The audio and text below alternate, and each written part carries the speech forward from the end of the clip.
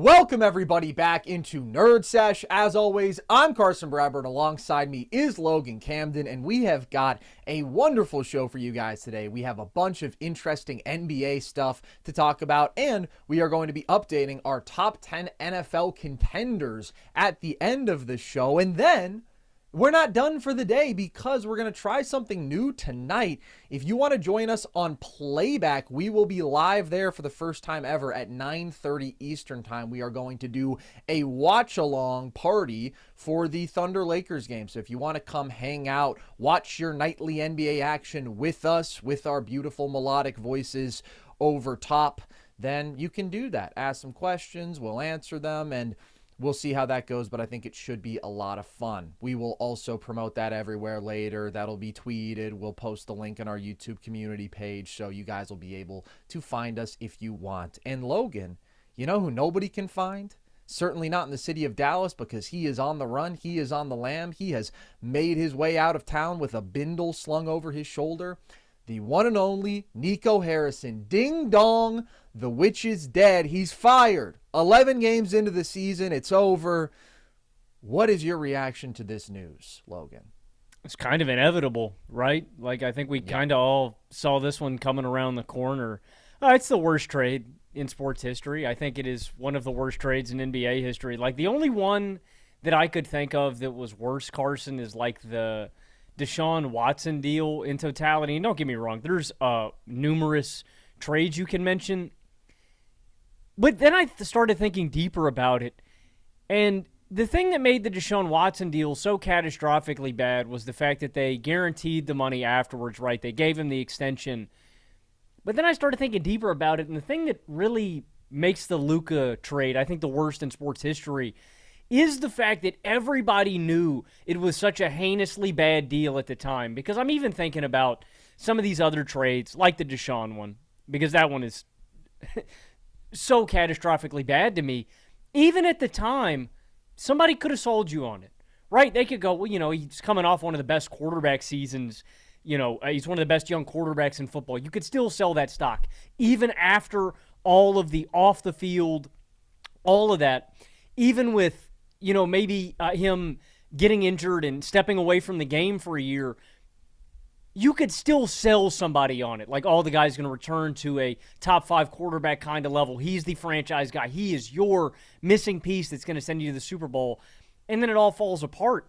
The thing that makes the Luka deal so catastrophically bad is that everyone on the planet knew what a bad deal it was at the time. And that's why I think it takes the cake as the worst deal in sports history, because there's no redeeming quality.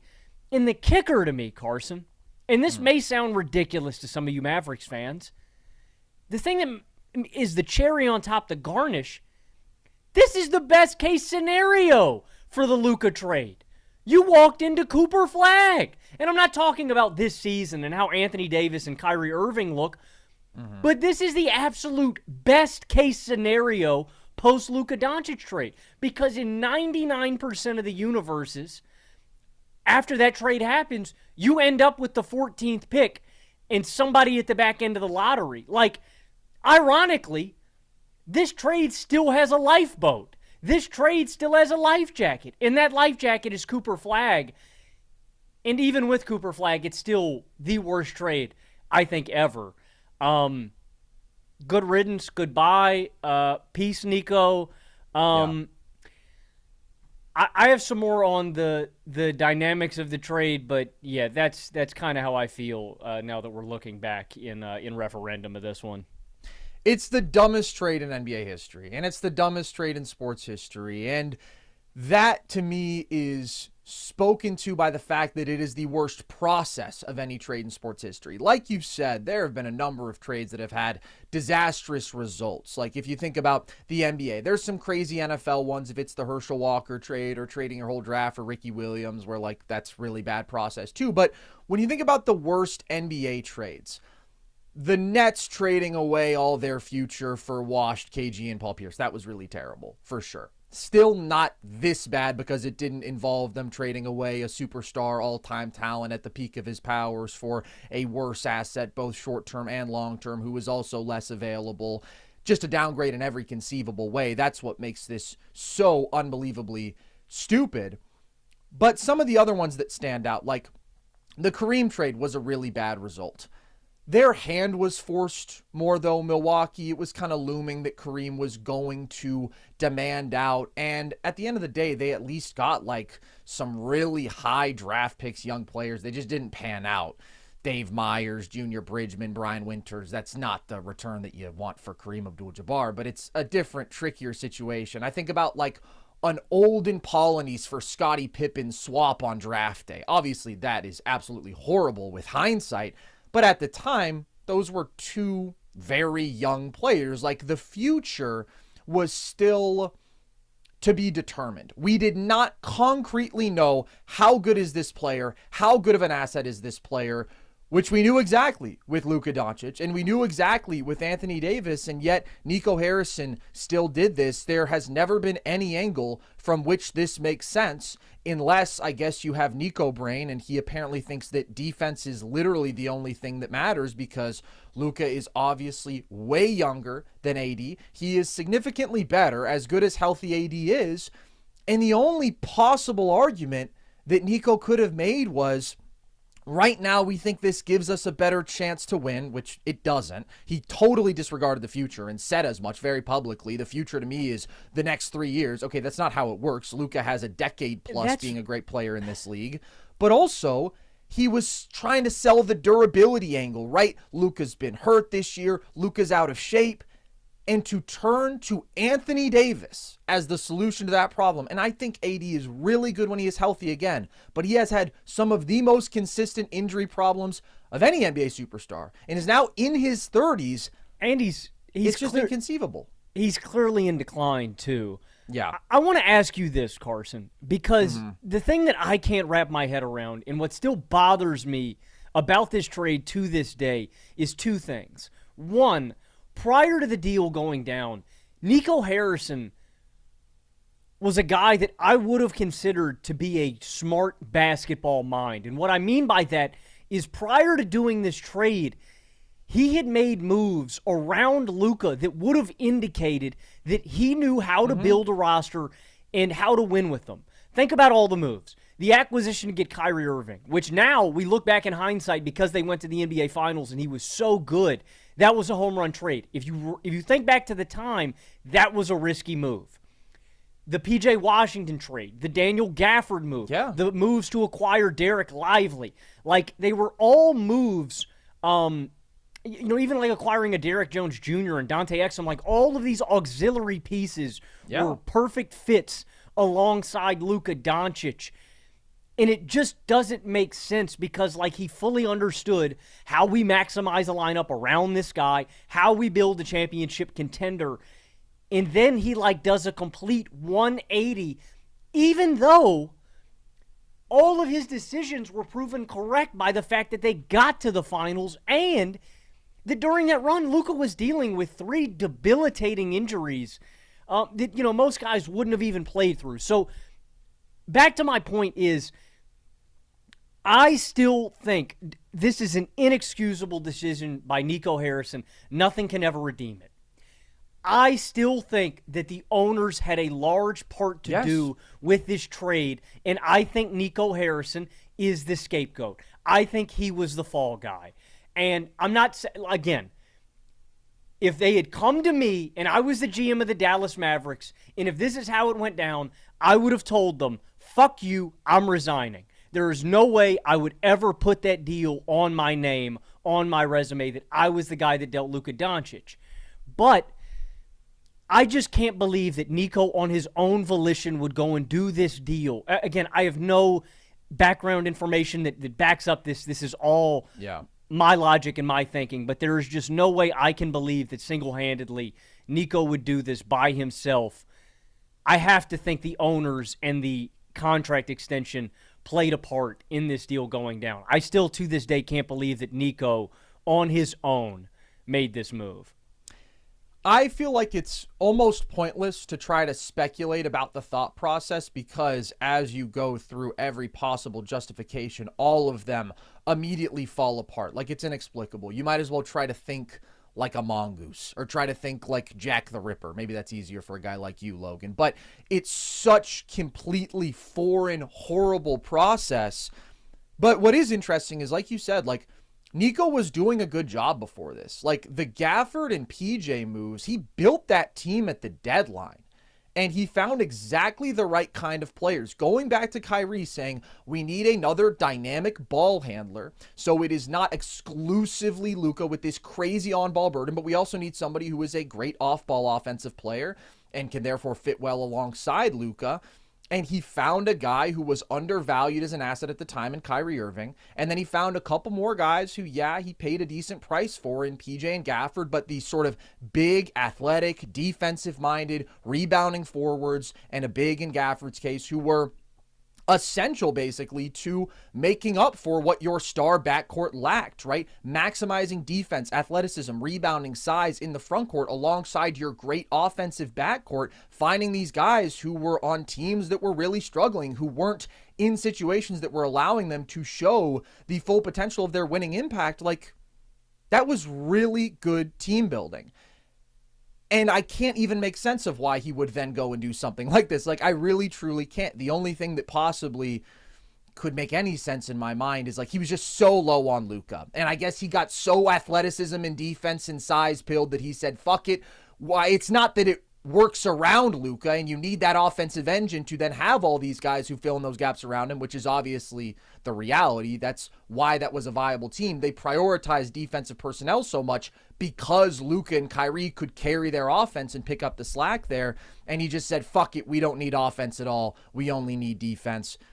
It doesn't make any sense. So I'm not going to try to work backwards and deduce exactly what the source of it was. Where I agree with you completely, though, Logan, completely, is ownership was involved in this. Were they the impetus? Did they give a directive? From my perspective, probably not. But what we know beyond a shadow of a doubt is that they signed off on this. They consented to this. And that's the thing. Like, I'm happy that this happened for Mavs fans. And this was always going to happen at some point. I'm happy that it happened as fast as it did because this was an untenable situation. Nico Harrison getting fired? The Nico Harrison firing, right? I mean, you have in a 2-point game down to the wire, fans chanting fire Nico the night before this happened at a home game. Like, there was a possibility that his life as GM for this team was going to be extended by just the miraculous fortune of the flag lottery. But no, that has not happened because in terms of their basketball viability this year, it's been worst case scenario in every way, right? Kyrie hurt, AD hurt, your team is terrible, your fan base absolutely detests you. So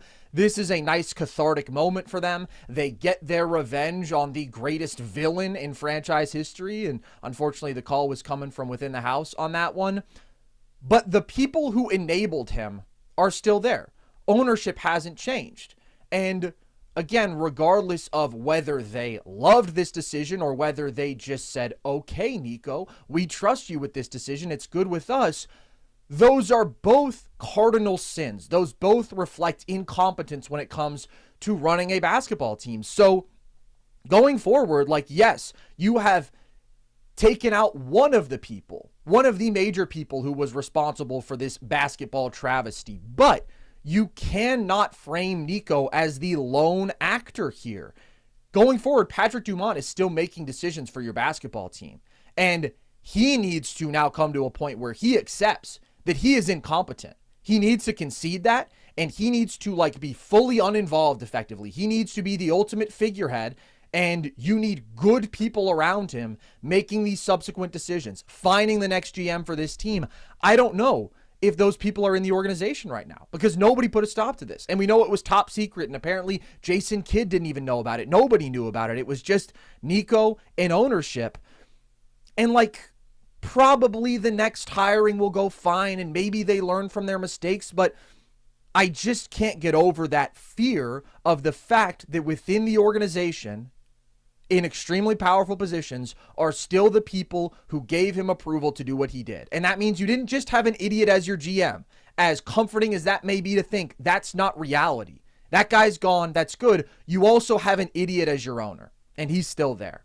So that's kind of the unfortunate reality for Mavs fans here, as good as this feels, I'm sure, getting rid of Nico. But it seems like Dumont is trying to make amends, right? He's talking to the fan who was calling him out, and he's saying, I know that I have done wrong by the fans. I want to win them back. I want to make things right. Actions speak louder than words, though, and there's a lot of work to be done on that front.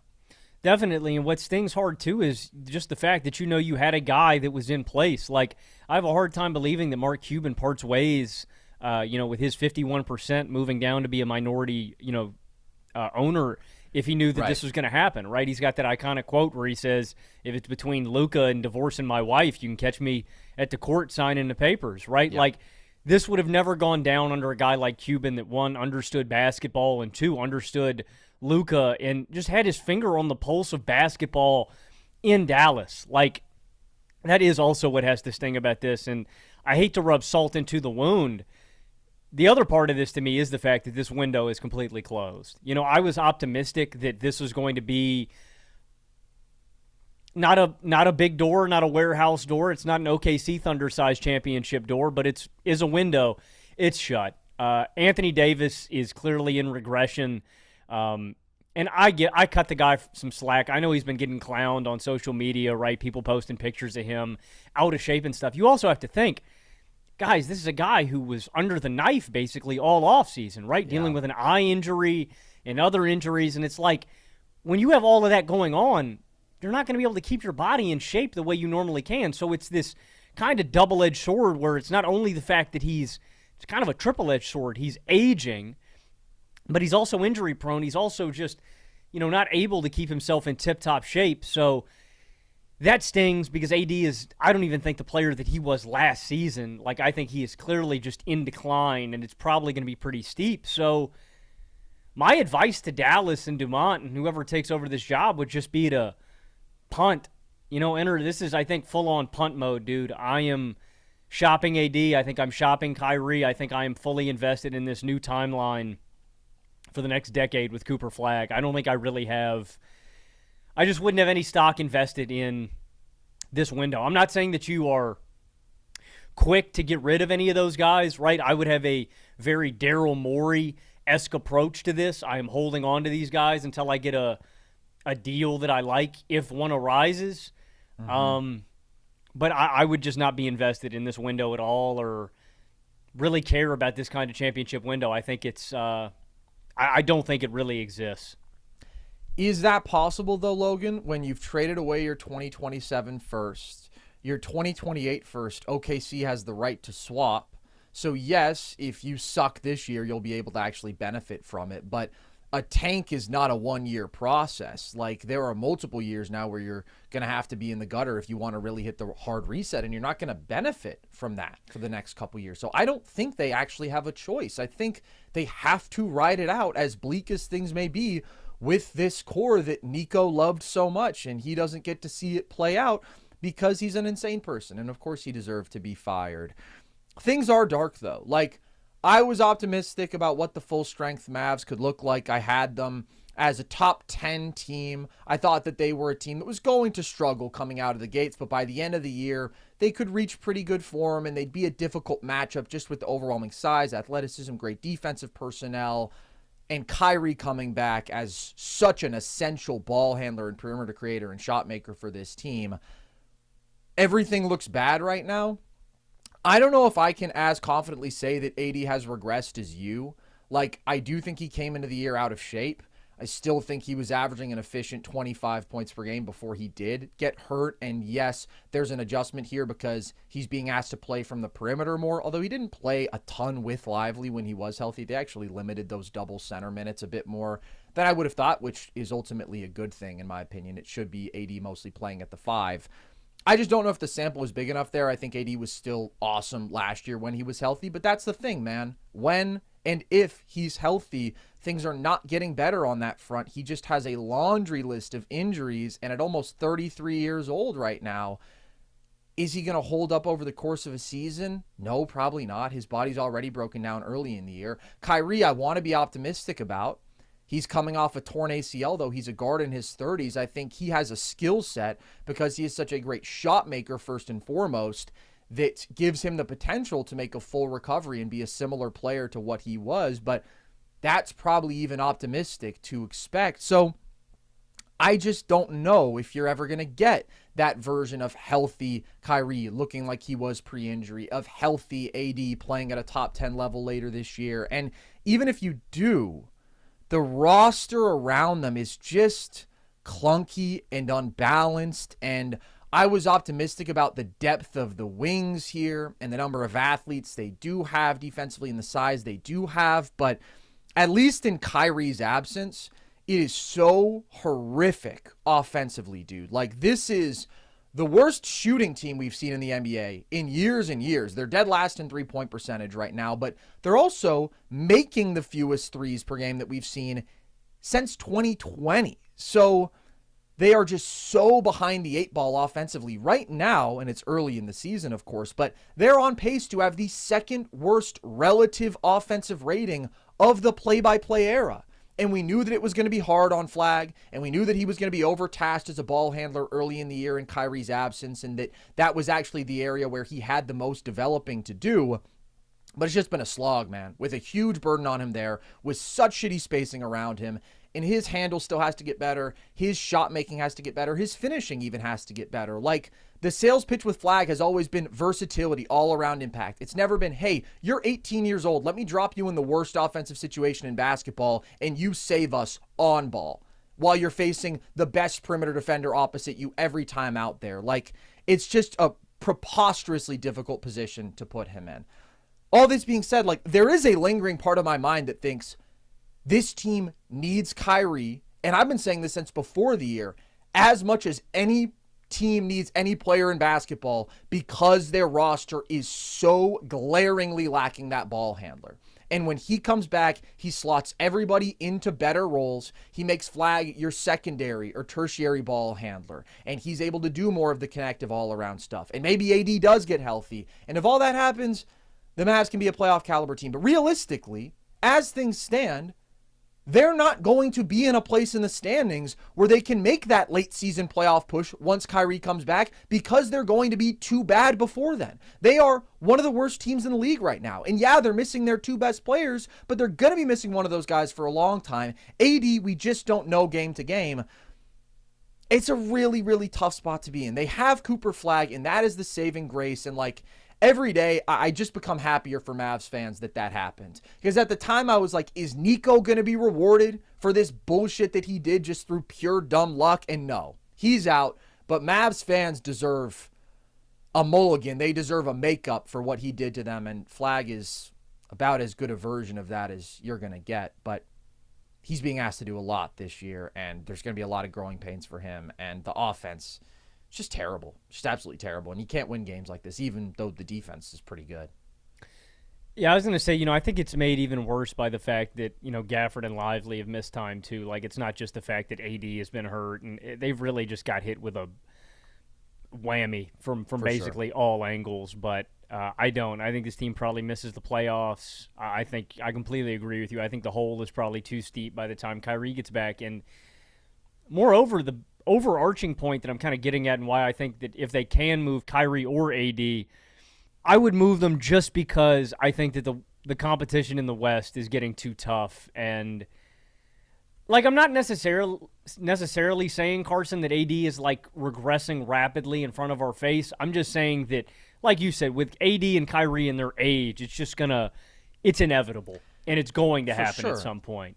There's no question it's going to happen, and that's why this is the dumbest thing ever. You traded a 25-year-old top 4 player for a 32-year-old injury-prone, like 10th best player in the league kind of guy. That's never going to make sense in any possible way. AD has always been, since they traded for him, a declining stock, and Luka is now a rapidly ascending stock again, as this has lit a fire in his belly, gotten him back in better shape, and playing so far this year some of his best basketball ever. Shocker that you would do that when you betray him and you trade him, that you would inspire him to be the best version of himself, because guy probably never thought in his life he'd be counted out, doubted like this. I mean, he's too good to be counted out and doubted like this, and yet he was by his own organization. So obviously how well Luka is playing, and the fact that he's addressed like the criticism the Mavs were making of him so well, that just makes this all even more of a shitstorm.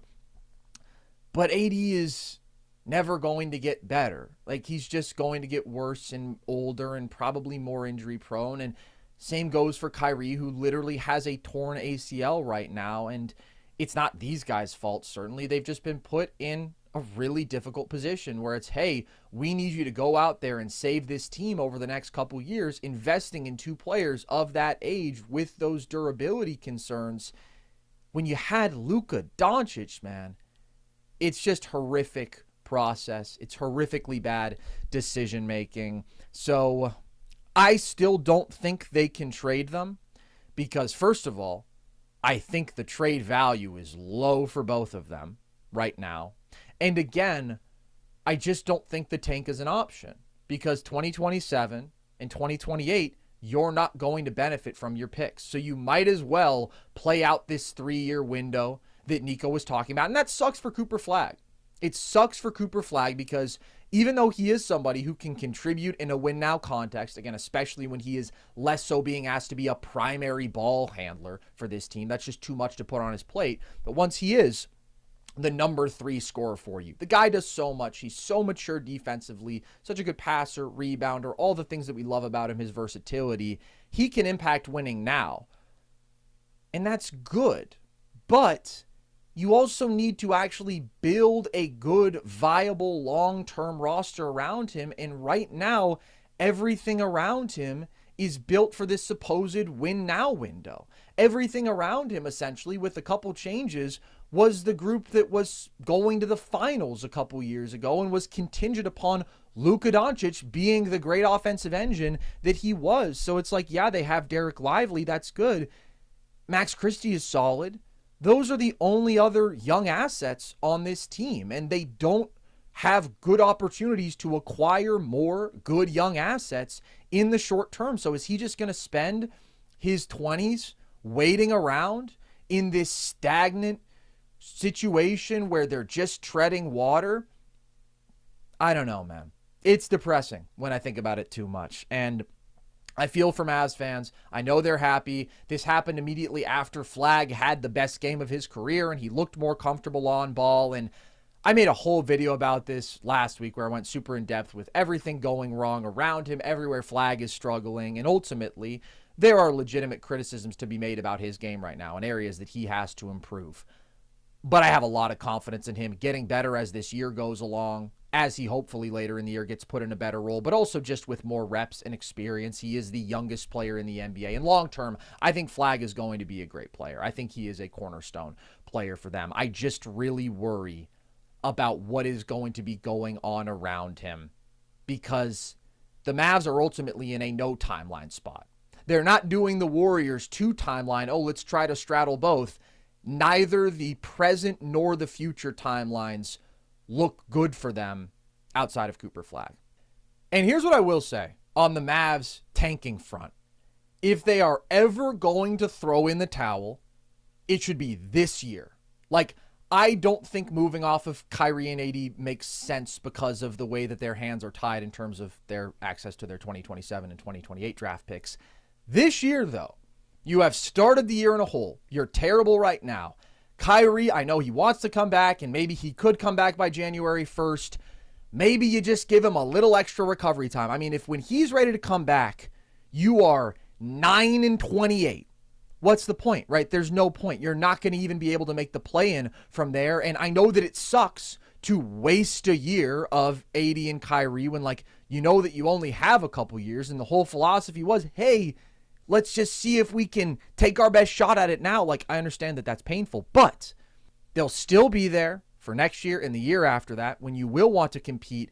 And if you can execute the tank this year, this is the one to do it for every reason. Because you have your pick and because the talent in this draft is insane. I just did a whole video on these top 3 prospects. AJ DeBonsa, Darren Peterson, Cam Boozer, they are freaks. They are all strong number 1 overall caliber talents. And I haven't watched as much of the class outside of them yet, but there's a lot of other highly regarded guys in this class as well. I'm not saying that they are going to have the fortune of last year, where again, they get the number 1 overall pick. But if they can pick highly in this draft, that's a big-time opportunity, and try their luck with the lottery. That's contingent upon how dire things do get here. If AD continues to be hurt, if the offense remains the worst in basketball. But I think that that's a distinct possibility that maybe they should pursue for this year later on, just saying, all right, we got to think about Flag here. We got to think about our long-term future. We should try to max out our chances to get an elite talent right now who can be that long-term partner for him, because we know that this year is unfortunately cooked. I'm not there with them yet, but I'm getting to the point where I kind of think that might actually be the best process long-term. I'm always pro choosing a timeline, and I don't, like I already said it, but like I don't think this window is going to be fruitful no matter what they do. So if there's an opportunity to get a building block, that is the key word to me. One of these guys could be a building block alongside Cooper Flag that you build the foundation of your team on, again, which I think is so much more important to prioritize than this window where yeah. I think your ceiling is you make the playoffs in the West and get bounced in the first round. I'm actually going to say I already think they should do it. I think this season is cooked enough that they should do it. I don't know if they're at the place where they are really considering that, just because I think they so desperately do want to salvage this season because PR vibes, everything is so bad. But I don't think that's as important as the long-term potential that you could unlock from getting a top pick in this year's draft, when realistically we all see where this season is headed, even if you do get healthier and it's not good. And I'm not sure that you're ever going to get healthier anyways. So, Nico, sayonara. See you later, buddy. There's not much more to say other than what a hilarious basketball blunder he made. Not funny for Mavs fans, but from the outside looking in. Like, you can spend your whole life thinking about it and it will never make sense. Firing him, though, makes a whole lot of sense. There's another team, Logan, though, that is feeling much better about where they're at right now. Another team that is building around a number one overall pick, and they are currently the number one seed in the Eastern Conference. The Detroit Pistons are now 9-2 on the year, Logan. How legit are they?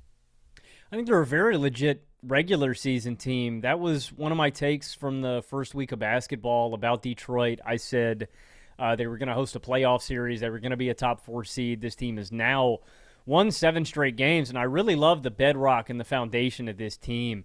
They are so strong on the interior. They are number 1 in terms of point in the paint differential, their points scored in the paint versus their opponent's paint scored individually in those stats. They're second in points in the paint, and they're third in fewest opponent points in the paint per game. Defensively, this is a swarming kind of defense.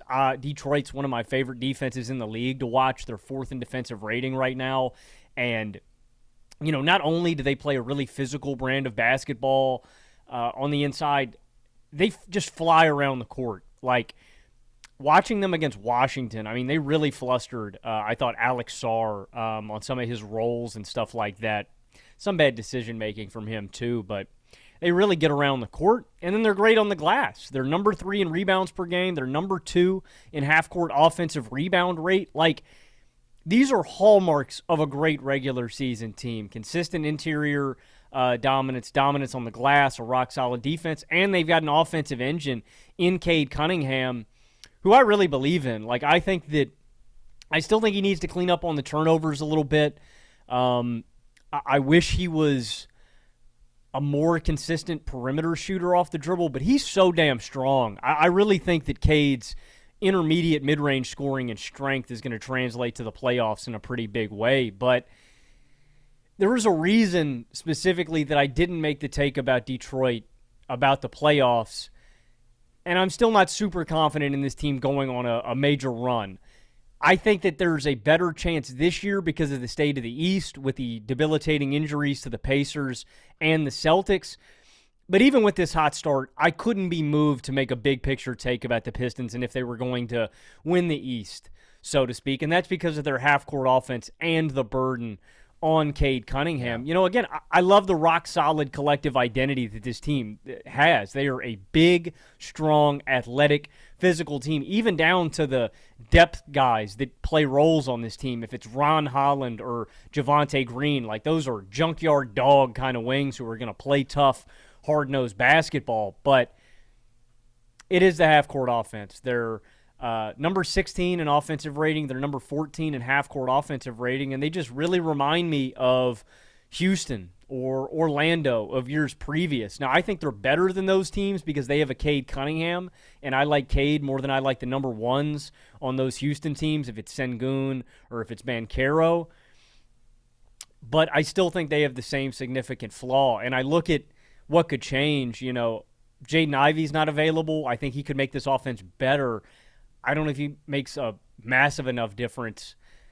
But when I watch Pistons games, I just find myself saying I really wish they could swap out a Ron Holland for another kind of offensive engine off the bench, like a really dynamic six-man kind of creator. And you may look at a gambling scandal. Yeah, he would be huge for this team. Mm-hmm. But I like Duncan Robinson and how he fits alongside Cade Cunningham, right? He's a good piece. Karis LeVert is okay, but he's not the kind of answer. He's in the archetype of a guy that you would want, but he's not the answer. Not to beat a dead horse, but the guys that we always bring up, right? A Malik Monk would be awesome off the bench for this team. A legitimate ball handler, playmaker, creator, scorer. They could just take the burden off because this team checks so many boxes in why they're going to win a lot of games, and they've got a number one that I believe in. I just think the offensive burden is too much on his shoulders. So I think Detroit's going to be great in the regular season, Carson, but when we look to the playoffs, that is where I have questions. They've got so much riding on Jaden Ivey this year, so much, because already one of the biggest issues you would point to with this Detroit team as they were constructed last year was overwhelming offensive burden on Cade. And that was a team that had Malik Beasley, who was not so much that ball handler, but still an elite shooter who could give you scoring in bunches accordingly. And in the playoff run, they had Dennis Schroeder, who was a better bench ball handler and creator than anything they have on the roster currently, and actually was quite important for them in that playoff series against the Knicks, just in terms of being anybody else who could make a play as that ball handling guard. They've got a lot riding on Jaden Ivey. And last year, they actually got better when Ivey went out. They played their best basketball down the stretch of the year, and I do think that he could potentially inhibit this defense a little bit. We need to see him lock in more there. Overall, I think he makes them better. I think Ivey is an offensive talent. Last year was the best offensive basketball he's played. He was shooting a lot better. I don't know how much he'll sustain that. That's going to be a key for him, his three-point shot. But he is somebody athletically who can impose himself as a driver, and he's talented. And I just think any sort of injection of ball handling and offensive skill like that will make a difference for this team. And they've also been without Tobias Harris for the last handful of games. He's just another professional, good offensive player in the half court. They feel his absence. But I have the exact same concern that you do. In fact, according to Synergy, they are a 27th percentile half-court offense. Those numbers can vary from source to source depending on exactly how you chart it. But regardless, 16th in offensive rating overall speaks to a limitation that this team does have. And I'll start with what I really like about them, because the defense is fantastic. Like you said, they've got a ton of athletes. They are top 3 in steals and blocks. They've got a lot of athletic wings. They've got a lot of rim protection. I think Duren has been playing better defensively. Isaiah Stewart is a really good defensive big. And Duren overall has taken a leap. We were giving him props for this last NBA show. He's had one of the more quietly impressive improvements that we've seen from anybody this season. I mean, in 29 minutes a game, he's giving you almost 20 and 12. He's been super efficient. He's been eating up free throw attempts. His touch is really good. He's just physically very imposing, and then he's got that paint touch to go with it. Just one of the best offensive rebounders in basketball, too. One of the best offensive rebounders, one of the best lob finishers, just all around the sort of kick-ass, we are going to dominate the paint kind of big. And you're talking about how Detroit has dominated the paint differential. He's a big reason for that, especially offensively, but I do think has also improved defensively and anchors the glass there as well. So props to him. He makes this team better. But I just worry about that crazy offensive burden that is on Cade. He's carrying this offense right now with sheer volume. I mean, the box score numbers, he's putting up 27.5 points, 10 assists a game. His passing has been fantastic. He has been an elite passer for a couple years now. I think he's just continued to get a little bit better there and is really one of the best passers in basketball at this point. And he's made some improvements that I do think are worth commending. His free throw rate is up. That's valuable for him because the one thing I talk about with Cade that can be a slog is not having those paths to easy, efficient offense individually. Free throws, obviously, are a great way to get that easy, efficient offense himself. And also, he's cut down on the turnovers. Like, 3.6 per game for him is really not too bad considering how huge his offensive load is. Turnovers have been one of the big issues for Cade throughout his career.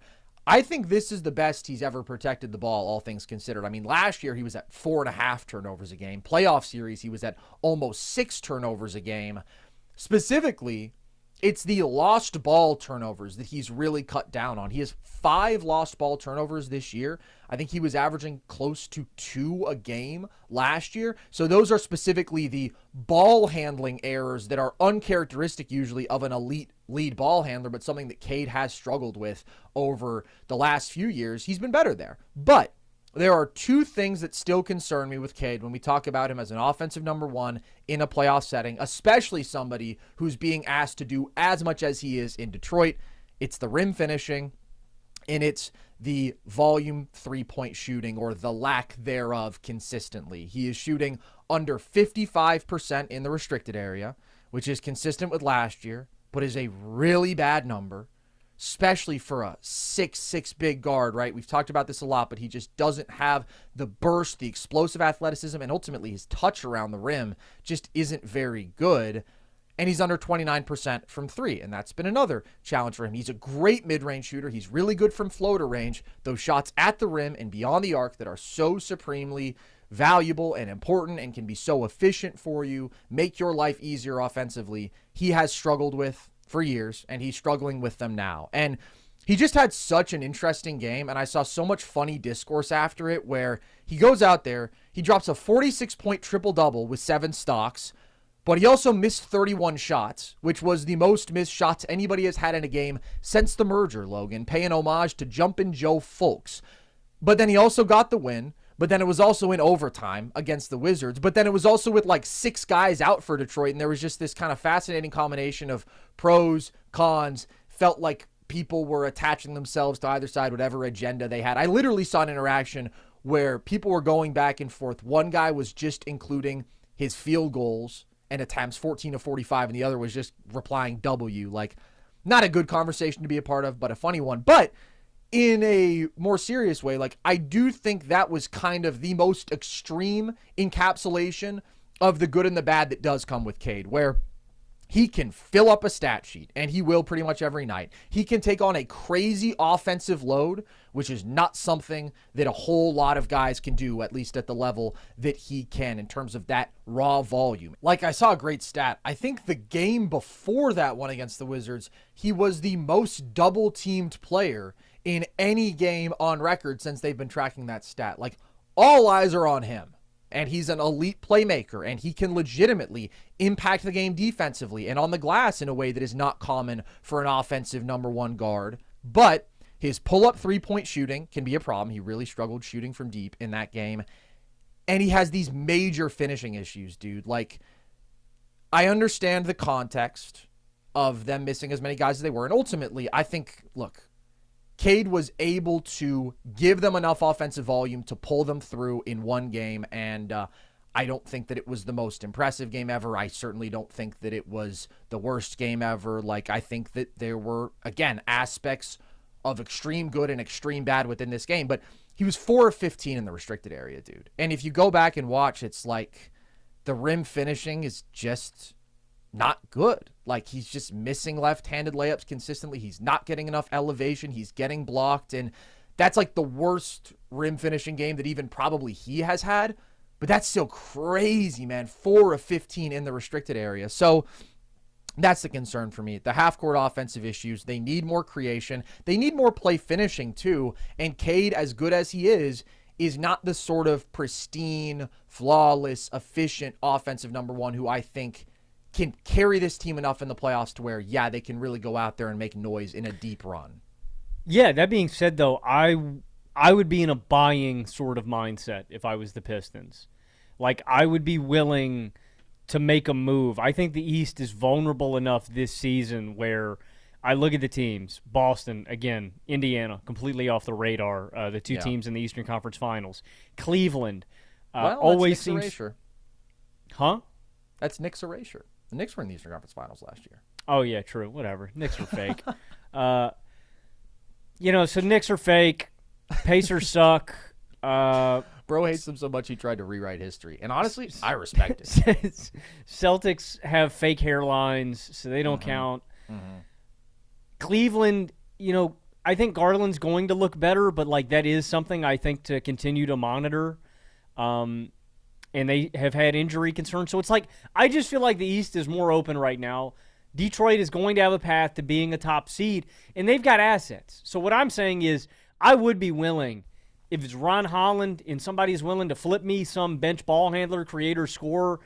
Like you said, dude, the Pistons just need guys who can put the ball in the basket and alleviate some of this offensive pressure, and they have such an abundance of defensive talent. I think they can sacrifice some of their youth and some of their defensive ability to go out and get that other kind of piece. Like you said, it really stings that a guy like Malik Beasley is probably not going to be able to return to your team because he was so good for them last season, but that's my mindset. I would be buying before the deadline to see if I could get better, because I think that, again, the window's not that big, but there's a chance for Detroit. I think there's enough of a foundation there where they could be in those conversations. I totally agree that they should be buyers.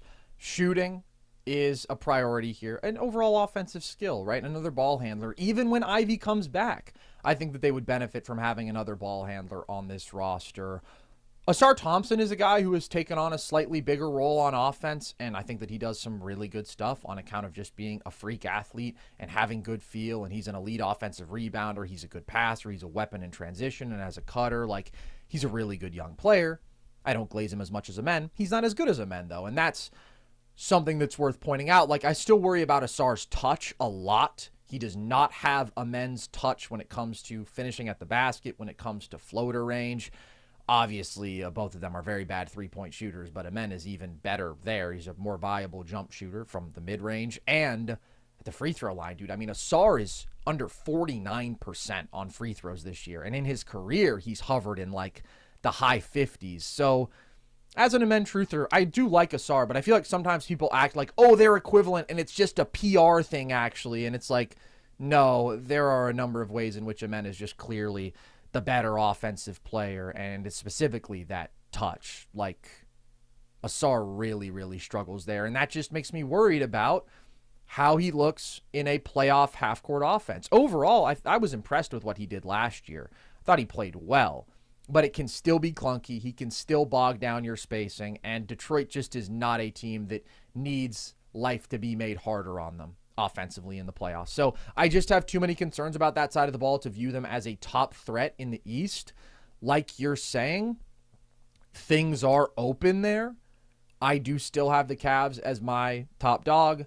Honestly, if we're talking about early season standouts in the East, I like the Sixers upside more than I do with Detroit's.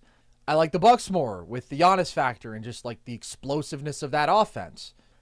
They're not at the top of the list for me, but they're going to win a lot of regular season games. The defense is very bankable. And look, what an upwards trajectory they're on. 2 years ago, this team won 14 games, and here they are right now. And I don't think Cade's done. I don't think Cade's done getting better. Neither do I. That's the thing. I have my criticisms of Cade.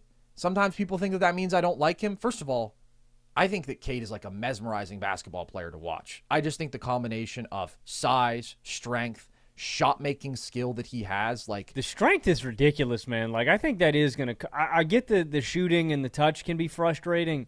I do think that mid-range scoring is going to translate one year where it's oh my God. The mid-range scoring is fantastic. But the mid-range scoring was even fantastic in the playoffs last year. The problem is he shot 40% at the rim and 15% from three. He's one of the best mid-range scorers in basketball already, which I love to watch. I'm a mid-range feed. Maybe people think, oh, analytics, nerd. No, I love the mid-range game. But Cade still has areas to improve. Cade does have areas where he can improve. Specifically for me, it's the 3-point pull-up shooting. I just think with the level of mid-range shooter, free throw shooter he is, that should get better. The finishing stuff around the rim, I think there's some physical limitations there, and maybe that doesn't get better. But I just think at some point, Cade should be a guy who can take 7-8 threes a game and make 37-38% of them. Last year, he improved as a regular season three-point shooter, but it did fall apart in the playoffs, and it's been really rough to start this year. Let's look to the top of the West now, Logan, because, well, of course, at the literal top, it's the Oklahoma City Thunder. But the next two teams we talked about as being the biggest threats to them within the conference from our perspective, the Nuggets and the Rockets, they're both off to good starts as well. Between those two teams, who has impressed you more so far? I'm going to say that the Rockets have impressed me more. I've been impressed with both. The reason I will say this, I think the Nuggets are the better team and the bigger playoff threat. The reason the Rockets have been more impressive to me, though, is just because of the cloud of uncertainty that was surrounding their season after the Van Vliet injury. I just feel like they've more resoundingly answered the big question I had about them. I do think Denver is the better team, though. I'll say that off rip. But the first guy that I want to shout out is just Kevin Durant. I think that this start of the season has just proven what a perfect fit and what a perfect addition he is to the Houston Rockets and the skill set that he brings to them. He is still one of the handful of best guys that off-ball scorers on the planet, and not just off-ball. What I mean by that is just a guy that fits into any system and can serve you buckets in any kind of scenario. He is just so efficient with his offensive touches, even at his age, and he just fits so easily into any offense. If it's off screen, if it's on spot-up possessions, if he is frying guys in isolation, like KD's still just so special. This game against Milwaukee, what he did in the fourth quarter was super impressive to me. And, KD may not be the most consistent. He's had a couple of stinker games, but when he's on, he's just unstoppable, man. The little turnaround he hit on Gary Trent at the end of that game, the coordination required to hit that. He hits this, back half spin jumper over him on the block, just completely unblockable.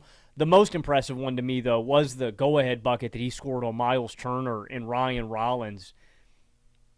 It's what the NBA is all about, man. Crunch time, fourth quarter, you need a bucket in a big spot, and he just isolates against Miles Turner. Miles Turner fucking sucks defending in space, man. He was getting fried all game against Houston, but KD just sauced him up. They didn't even call out a switch. I think Ryan Rollins just sensed that Miles Turner was slowly losing his steps. Rollins gets up in his grill. KD still just splashes it over him. He has been an awesome addition. I think Sengun has been really impressive with what he's been able to do playmaking-wise. He had 7 assists in that game. What's weird to me about Sengun, Carson, I actually think he's a better connective in face-up passer than he is as a back-to-the-basket kind of passer. I still don't think he's really that efficient as a post hub still right now. I still think his best quality as a playmaker is like the little connective stuff he does out of the short roll, or what he does like initiating from the perimeter. I really think he's still got room to grow as a back-to-the-basket player. He's such a good passer as a driver. I mean, exactly. And, I was talking about him, Turner getting cooked in that game. He was frying Miles Turner all game long. And that is one of the things that I really like about Sengun. If you get him on one of these slower-footed bigs, Sengun has the speed and agility to blow by them. But if you put one of these smaller, kind of small ball bigs on him, he's got the strength. It's not one-to-one because his touch can be inconsistent, and that's where he can have some of these off nights. But he is a real mismatch problem. And then some of these other guys on the periphery, Reed Shepherd, I think has been really impressive. He hasn't filled in the Van Vliet role as like a ball handler or playmaker in the way that I've thought, but he is super active defensively, and he is a special kind of shooter. And then the other guys, it's just because of the absurd margins that this team still creates. Steven Adams and Clint Capella are just weapons on this basketball team. They are number 1 in rebounds per game. They are number 1 in offensive rebound rate by 5%. It is a that's 5% over second place. Logan, it is a What's it's up? more than 3% above the record in the play-by-play era. And obviously, we're early in the season, but they took their greatest superpower last year, which was being the best offensive rebounding team in basketball, and in a long time, honestly, and they've gotten even better at it. I mean, they just mash teams in the paint, dude. You are going to get out physical by them. And so that's why I'm going with Houston. I'm just more confident in their playoff chances than I was at the beginning of this season, where I just kind of feel like Denver is what I thought they were going to be. So both of these teams super impressive to me. I've just been a little bit more encouraged by Houston. That's interesting. My answer here is Denver, but I'm going to shout out Houston because I have also been really impressed by what they've done. The fact that they lost their lead ball handling guard, and that they didn't have somebody on this roster who could step up in that way, and yet they're still here as the number 2 offense in basketball. That's really good stuff, man. And the guy who I think deserves the biggest shout out is Şengün, because as great as KD is, and as efficient as he is, and as well as he fits offensively here and pretty much everywhere, Şengün is the guy who has the majority of the burden as a creator for this team. And I just think he's stepped up and been really impressive in that role. He's playing his best basketball ever. He's finishing better.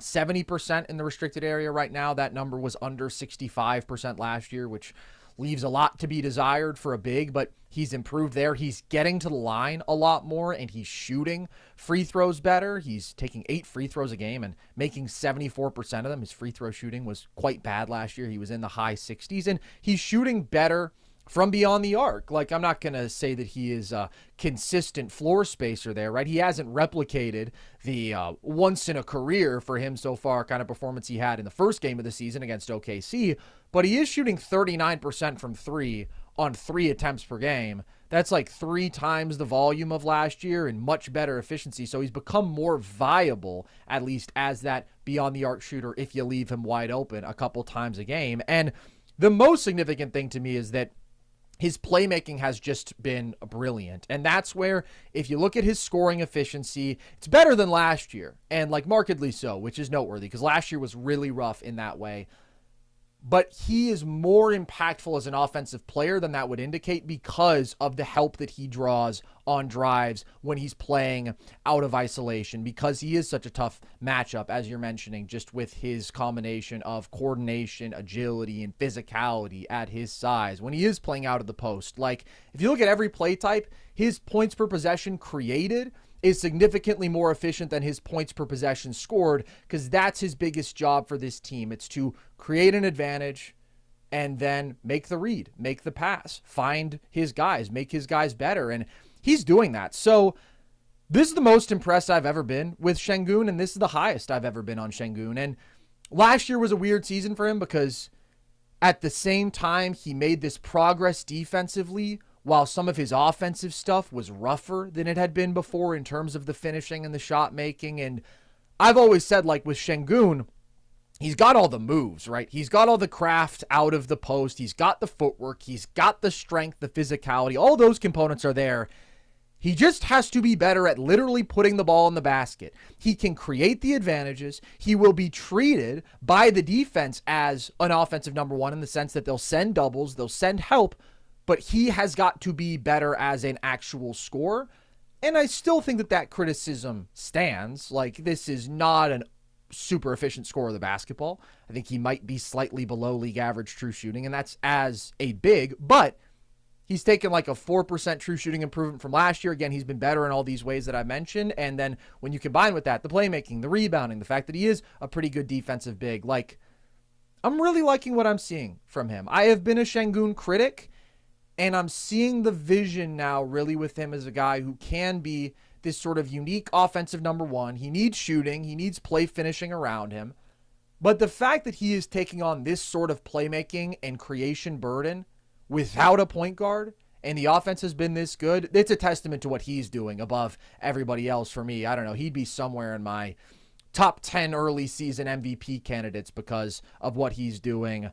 And then Amen is doing Amen stuff. I think that we have seen him take on even a little more offensive volume himself, a little bit more playmaking. Josh Okogie has been kind of nice for them, filling in for the spot that Maybe they want DFS to be in when he gets healthy. Dude, if a man can reliably get his touchdown, dude, he is just going to be unstoppable. Like, every game, Yeah. you can't stop a man getting 2 feet in the paint. Like, every time he touches the ball, he is getting there. It's just, is he going to finish? And, like, it's the only infuriating part. Is, like, he makes it look so easy getting down there, and then he will just airmail a layup. His finishing's been pretty good this year overall. And No, in I mean, general, like- I think he's like 70% plus in the restricted area. I just mean with the quality of shots that he gets, I mean, he should be shooting, like, 80% in the restricted area. I still think his ability to even get up rim attempts that other players simply couldn't is crazy. Like, just with how ridiculous his hang time is and his body control and his length at his size, like, he can make some of these in-air adjustments that nobody else can and then have some of these really impressive finishes. For me, it's like the shooting has been really bad, and the floater range stuff has been worse for him this year. That's where he took some progress last year, floater range, mid-range, not on super high volume, but it was significantly better than it had been, and he's been rough in that range this year. And we saw him first game of the year, he put up 7 threes and he didn't make a single one of them, and the 3-point volume has come down since then, as it should, but it's still a little bit higher than last year. And I don't know if Amen's in a spot where I want him taking even 2.5 threes a game. Like, I just think he's better off pretty much not taking them until he can at least make 30% of them, and he's not there. But the other interesting young player who we've talked about, Reed Sheppard, is so fascinating to me. He is such an interesting concoction of good and bad, and the result is solid. Like, we talked about how insane a shooting prospect he was. You said an all-time shooting prospect. Fair. Like, he is legitimately ridiculous, dude. He's one of the best shooters in basketball, and this year he is 48% from 3, and that's where a majority of his attempts come from. And he's under 44% on 2s. And I don't believe he's taken a free throw all season. That's hyperbole, but he takes fewer than a free throw a game. Like, he can't get by anybody. He doesn't ever get in the paint. And when he does, he can't finish in there. Like, he's limited so much in that way. And yet, if you can make 48% of your 5+ threes a game, he is. He is. But the defense is interesting, too, because it's like he's small. Dude, he gets I know targeted. It's weird. Exactly, dude. People attack Reed during games and act like it's going to be food, and then he just ends up with cookies. Well, what's interesting is sometimes he is food. Like, there was a stretch, I remember, when Flagg played them, where it was the easiest offenses looked for Cooper Flagg all year. It was like, boom, there's an easy mismatch I can attack on the floor. I'm getting this switch, and I am going right down Reed's throat. Like, we are just going into a post-up. He can't stop me physically. Sometimes that happens. But then he does have really good hands. He is a dog. He does compete. Sometimes he does make these big swing plays with steals and even blocks occasionally. Like, when we talked about him as a prospect, that was always really the pitch. It was 3-point shooting, defensive playmaking effort, and pretty good feel as a passer. But, like, the extent to which his strengths and weaknesses have been extreme in the NBA, it's turned up all the way to 10. And I don't think there's another player quite like Reed Sheppard in the NBA. But from where he was last year, not a rotation guy for them, now being a legitimate 22 minutes per game contributor, it's like, no breaking news, he's not Fred VanVleet. But I think you have to be pleased overall with what you've seen from Reed Sheppard. Ultimately, this Rockets offense is one of the most interesting in basketball, and we'll see just how well it translates to the playoffs. Them not having that real lead ball handling guard, some of the clunky spacing stuff. But, dude, in 143 regular season minutes, going back to last year, when they play Amen, Şengün, and Adams together, they have a 128 offensive rating. And we know why that is. They rebound over 43% of their own misses. Like, it's one of, if not the greatest offensive rebounding lineups in NBA history. And when you can just generate that many extra possessions, that's always the key to their formula. That group takes it to the highest level that they can. But, like, just how crazy is that? With today's NBA expectations for spacing, they can put out a lineup like that, and they are killing people offensively, killing them. The Rockets may not have impressed me more than the Nuggets, but they definitely interest me more than them, and maybe any other team in basketball. There's nobody like them. So all of you, everybody plays the same people. Get the fuck out of here. That being said, I do have to glaze the Denver Nuggets, Logan, because they're just kind of mowing people down right now. They have an 8-2 record. They are number 1 in offensive rating. They are number 2 in net rating, plus 13 net, only behind the Thunder. Even their 2 losses were both absolutely down to the wire last second. And there's a lot to feel good about if you're Denver. Honestly, most of the key things they would have looked at coming into the year. Nikola Jokic, his greatness is a given, obviously, but early in the year, when we were talking about the ridiculous level that like the top 5 players have all been at, there was more focus on Wemby. There was more focus on Giannis. Those were the guys who immediately just came out in first 3-4 games, had the, oh my God, what the fuck kind of performances. And Jokic, it was like, all right, is he going to have to play his way into shape a little bit? Dude, he's been the best player in basketball. He's been the best player in basketball, which, shocker, he is the best player in basketball. But he is currently having like the most efficient season ever, dude. He is shooting 78.6% on all 2-pointers. That includes 89% finishing in the restricted area, over 70% shooting in the paint outside the restricted area, and he's 6 of 7 from mid-range, but that's 86%. Like, how much? At every level. Stop it.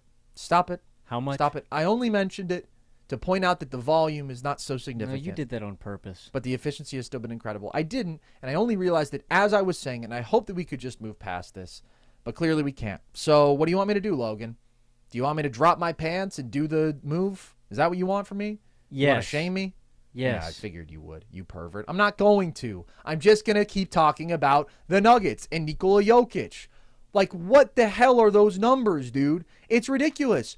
Let's just look at his most recent box scores. Okay, let's literally just look at his field goals attempted and made per game. Yesterday he was 16 of 19. The game before that he was 10 of 14. The game before that he was 12 of 15. The game before that he was 12 of 18. The game before that he was 14 of 22. Like, unbelievable. Unbelievable. When we talk about the greatest superpowers in NBA history, his paint touch is at the top of the list. I think my top 2 picks are Steph's three-point shooting and Shaq's agreed. physical dominance. Were you going to say the same? I was going to say Steph shooting is number 1 to me. That makes sense, and I'd probably agree. And I think Shaq's physical dominance is the other one.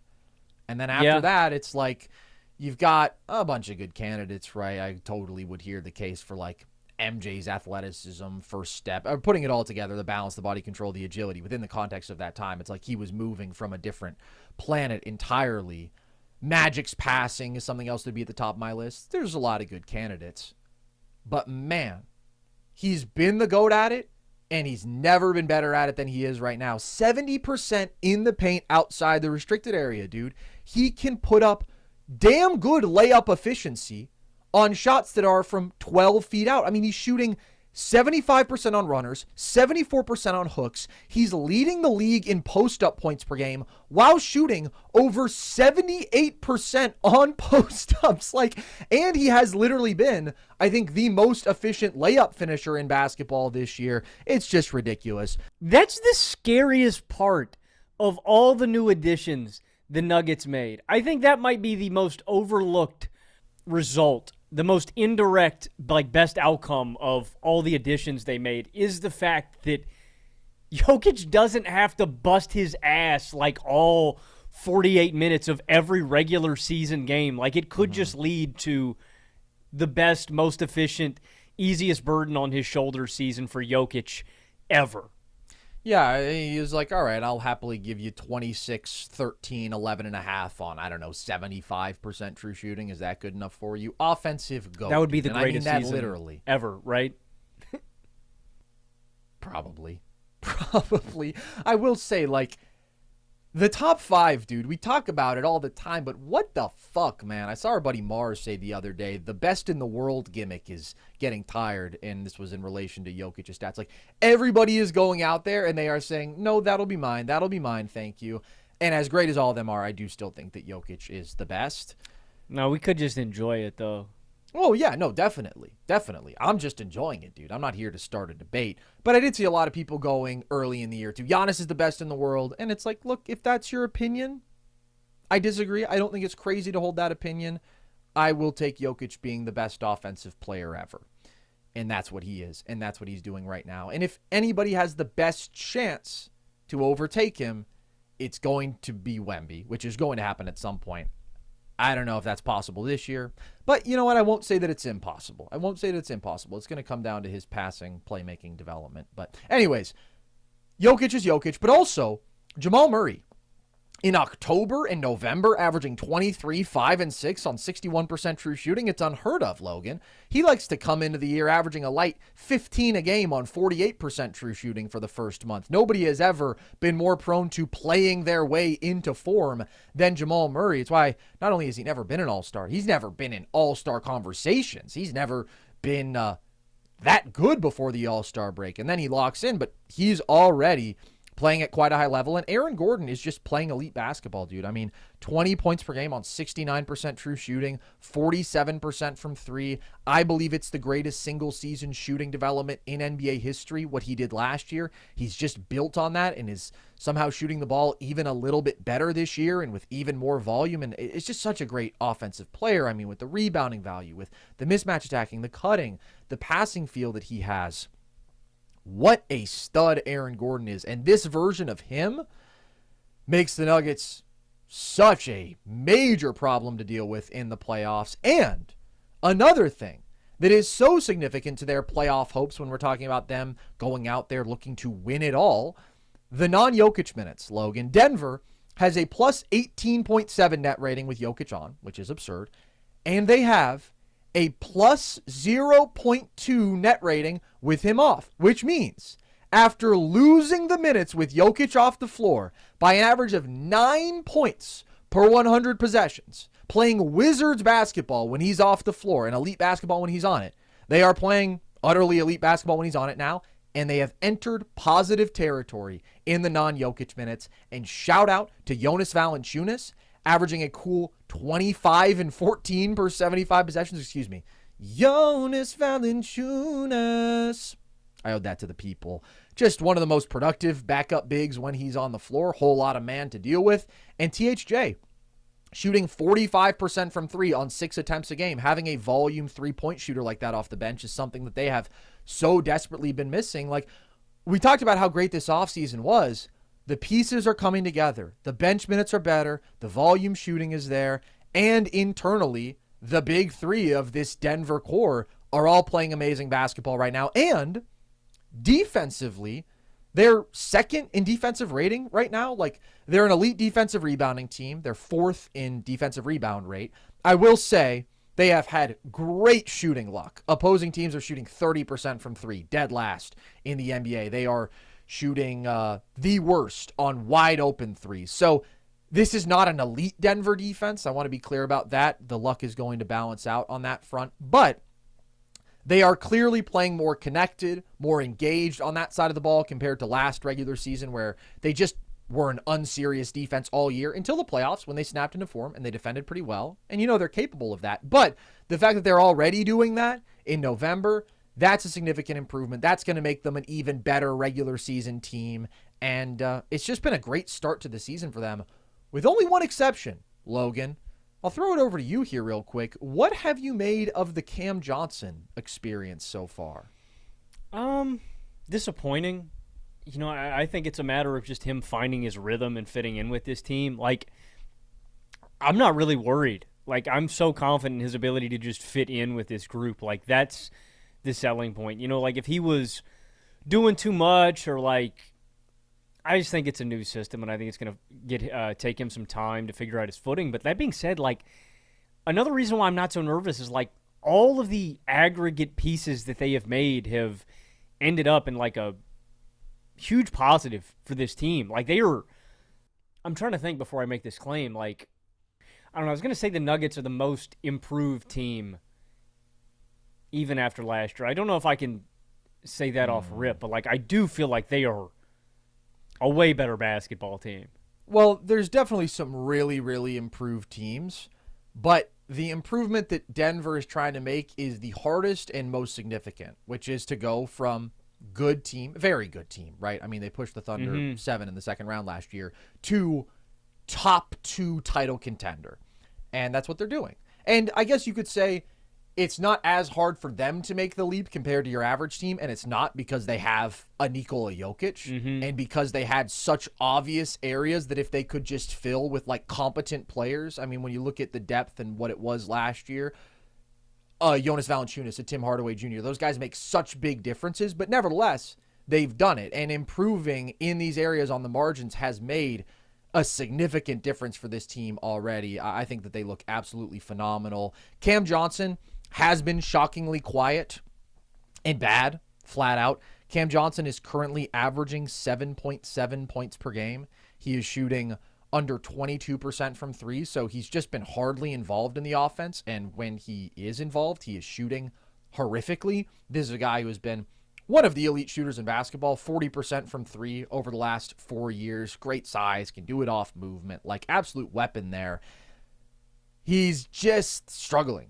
He's struggling a lot. I will say the last 2 games, they've had him more involved in handoffs, which I really like. Keep doing more of that. He is a guy who really likes playing out of handoffs. He was really efficient there last year. Obviously, the 2-man game with Jokic, him being such a great screener that he is, having all the gravity as a screener that he does, like that's an action that can really free him up nicely. And Cam is a guy who is significantly more legitimate as a ball handler, as a driver, as a passer than like Michael Porter Jr. was. And for him, it was mostly like, let me take the handoff and get into a 1-2 dribble pull-up. Like, there is more versatility there with Cam. I'd like to see him utilized even more like that.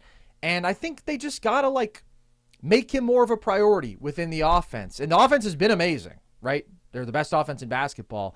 But the long-term upside and vision is what should take priority here. You know that everything else is a well-oiled machine. You want Cam to be the best version of himself, the most comfortable version of himself. And I do think he's somebody who generally like is a very seamless plug-and-play player because of his skill set. It hasn't been seamless so far, but just get him in his spots. Set him up more coming off screens. That was obviously something that they did with MPJ a lot. Cam Johnson has been one of the elite players playing off of off-ball screens in basketball. Get him more touches. He's the one new piece here in terms of the starters. Make him a priority. And then also, obviously, like, a lot of this is on him. He's got to learn some of the timing of the Denver offense when it comes to cutting and whatnot. That's something that MPJ did have quite good feel for in terms of cutting off of Jokic. And that's something that pretty much every Denver wing ever has gotten. Like, Jokic is just so good at it. He makes life so easy on you. So I think that will get better as this year goes along. And above all, he's just got to play better. He's just got to make shots that he normally makes. So it's been a rough start. I do believe that he's a great fit here, though, and ultimately I do think he's an MPJ upgrade. He's a more versatile player. He just averaged 19 points per game on over 63% true shooting in Brooklyn. And the best version of him, with this version of Gordon, with this version of Murray, and with Jokic, like, that to me is very clearly the best offense in the NBA, especially when they have a Tim Hardaway Jr. who they can turn to off the bench. And yes, they are sacrificing defense and athleticism there, obviously, if they play THJ instead of Brown in certain stretches. Brown is always going to be the starter for this team. He's always going to be the guy for them at shooting guard. But sometimes his shooting can just be so problematic that if you can go from him to a legitimately elite shooter, that trade-off is worth it in a stretch, and now THJ gives them that option. So right now, my contenders would go OKC in a tier of their own. I just think every question, swing factor about them, they have knocked out of the park, and they have one loss, and they've had injuries, and J-Dub hasn't played, and Chet has missed almost half their games, and A.J. Mitchell is a revelation, and Thunder Glaze, etc. They have the best relative defensive rating right now in NBA history, all the stuff we talked about last show and always talk about. And then Denver in a tier of their own. Like, I think Denver is clear of everybody else. Clear of everybody else. This Jokic, this offense, with a legitimate bench, they look amazing. And it's the best team they've ever had. It's better than the 23 team. It just so happens that the Thunder are the best team we've seen since the peak Warriors. But I couldn't feel better about Denver right now. I really couldn't. I agree with you. That's where I've got Denver in my hierarchy. I think they are above everybody else, and I do view them as the biggest threat to OKC. I think that's the right spot to have them in. But would you have Houston and Cleveland in the next tier by themselves? Those are my next two. I don't know if I could exclude Minnesota from that tier. but that's the next couple for me. I think it's about right. Yeah. But coming into the year, I thought, yes, Denver is my number 2 team overall, but I wouldn't have had them in a different tier from Cleveland. And now I think I do. And like I said, I couldn't feel better about them. That being said, Cam Johnson has sucked, and he was a big part of their offseason. So, like, if he was giving you a super efficient 15 a game right now, Nuggets could be undefeated. Like, they're a great basketball team, and you love to see it. You love to see a franchise get their heads out of their asses, fire the fools, bring in legit professionals, and do justice to an all-time great player who is doing all-time great things. That being said, Logan, it is not only the Nuggets who are red hot to start the year, and they've got 8 wins. There's a couple other teams who have won 8 games already in the West. Which of them, between the Spurs and the Lakers, do you believe is the bigger playoff threat? I'm actually going to say the Spurs. I don't really buy the Lakers at all, Carson. I don't know. They don't move me. They're playing good basketball. Get fucking mogged. Holy shit. Nonchalant dismissal. I don't get it. I don't know if I'm missing something. I've just seen it on social media these past couple of weeks. Like, I don't know if it's Lakers derangement syndrome. Like, the fans just... I don't know. I don't think the defense is anywhere near what it needs to be for this team to go and win a championship. Like, I'm hearing Lakers sneaky title contenders, and I'm like, damn, man, are we watching the same sport? Like, Luka, fucking awesome. Looks like he's been in the best shape that he's been in a long time. He could be the best player in a playoff run. Okay, Lakers check that box. Best player in the world, potentially. Cool. Austin Reeves has taken a leap. Looks sick, right? Like, playmaking his ass off, legitimate offensive engine, awesome. 30-point-per-game scorer on great efficiency. Him and DeAndre Ayton looks really good offensively. They have a great rapport with him out of the pick and roll and stuff like that. Job in the world. Fun to watch. What else do they got, man? This is still the 22nd, I believe, rated defensive team in the league. Like, cool.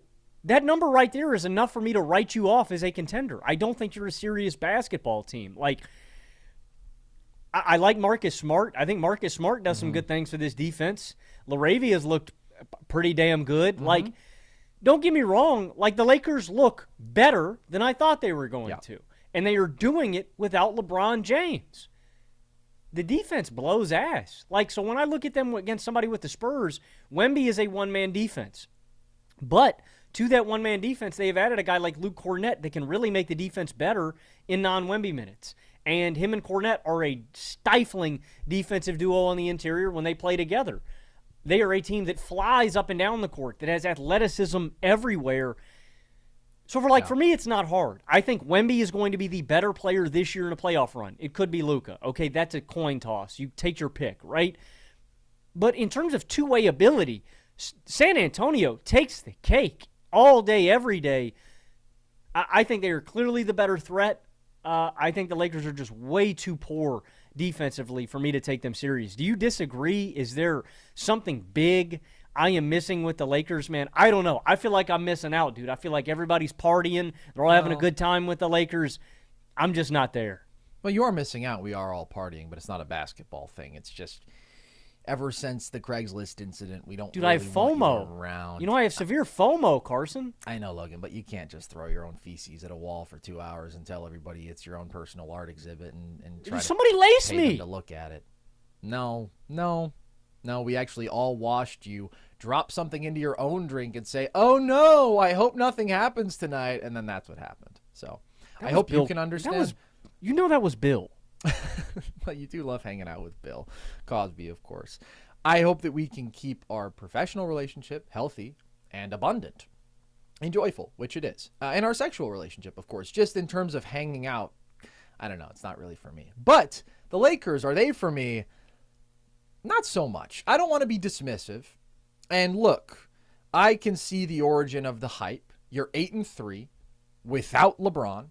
Even Luka has missed 4 games.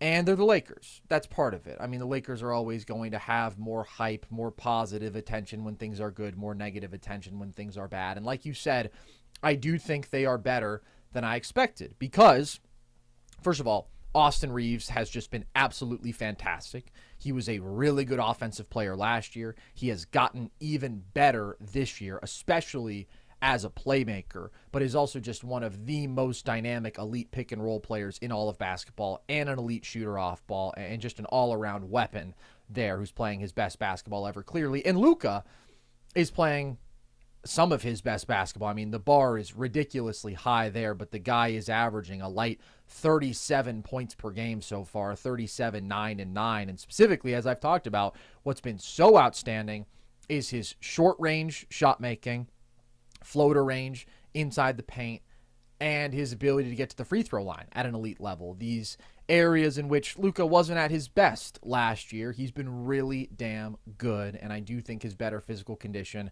has had a part in that. So, like, those guys are playing out of this world. Absolute best case scenario. The Luka bounce back, I was in on, but it's looked as good as it could, and the Reeves stuff has just been so impressive, beyond my expectations. And still, like, the Lakers are 9th in offensive rating. They're 22nd in defensive rating. They've got a plus 1.6 net rating right now. And obviously they haven't had LeBron. But also, if we're talking about the Spurs, like, if this is the conversation, San Antonio has a plus 8 net rating.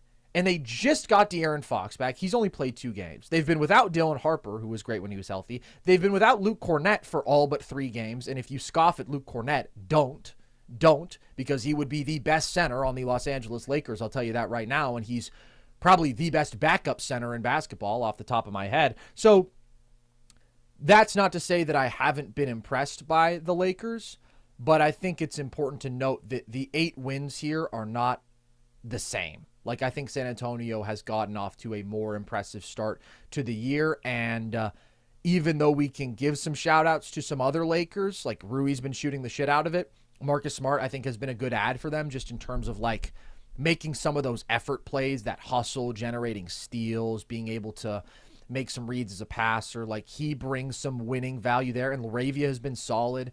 Like, I liked him as a pickup. He's been a legitimate quality wing for them, a guy who can do multiple things for you. He can shoot, he can drive reasonably well, he can pass. Like, those two have been nice pickups. So the 2 moves of the offseason, outside of Ayton, like, those have been good. And Ayton offensively, right, play finishing, the touch, he was always going to be good there. I said coming into the year, he's going to average a super efficient 18 a game. The question is he going to be impactful?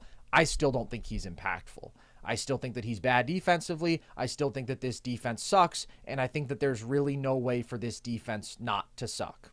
So understanding that, the question basically becomes, do you believe the Lakers offense is so great, or maybe are you concerned enough about what the Spurs playoff offense looks like to still prefer the Lakers, even knowing the Spurs are an elite defense and the Lakers are a bad one? And I'm not going to say that that's like a blowout, because I do think the Lakers playoff offense is legitimately awesome. And even though I don't like the totality of this roster, it's been better than I thought. And if you get the best versions offensively of Luka and Reeves, and you get healthy LeBron out there, that's the best offensive big 3 in basketball. And that can win you a series, but it's hard when you are as limited and are going to struggle as much defensively as they are. And I think the Spurs have the better built roster, like better built than I thought coming into the year. Both these teams have overachieved my expectations, but especially San Antonio. Like, they are so athletic. They pressure the hell out of the rim. Their depth is honestly pretty good. They are great on the boards. They are great in transition. They're a really good 2-way team overall. And they have a Wemby. And, like, what he does for this team on both sides of the ball is just absolutely insane. The defense being so good is not all about Wemby. It is a whole lot about Wemby being the best defender alive, but also the speed and the athleticism they have put around him. Like, Stephon Castle is a menace. And the fact that now, in the non-Wemby minutes, they have Luke Cornett, who is like the best surrogate in terms of a bench player for that sort of rim protection that you're going to find. And, like, I'm just going to say it again, is legitimately really good. And also, those guys can play together. Those double big lineups get me excited downstairs, Logan. I mean, that fires me up. The sample size is tiny, but the defensive rating is like 90 in them. Good, as it should be. And then they're also 6th in offensive rating overall right now. So again, if we're talking playoff offenses, yeah, I'm going to trust the Lakers more because that superpower of 3 creators of that caliber, like, that's big time stuff, man.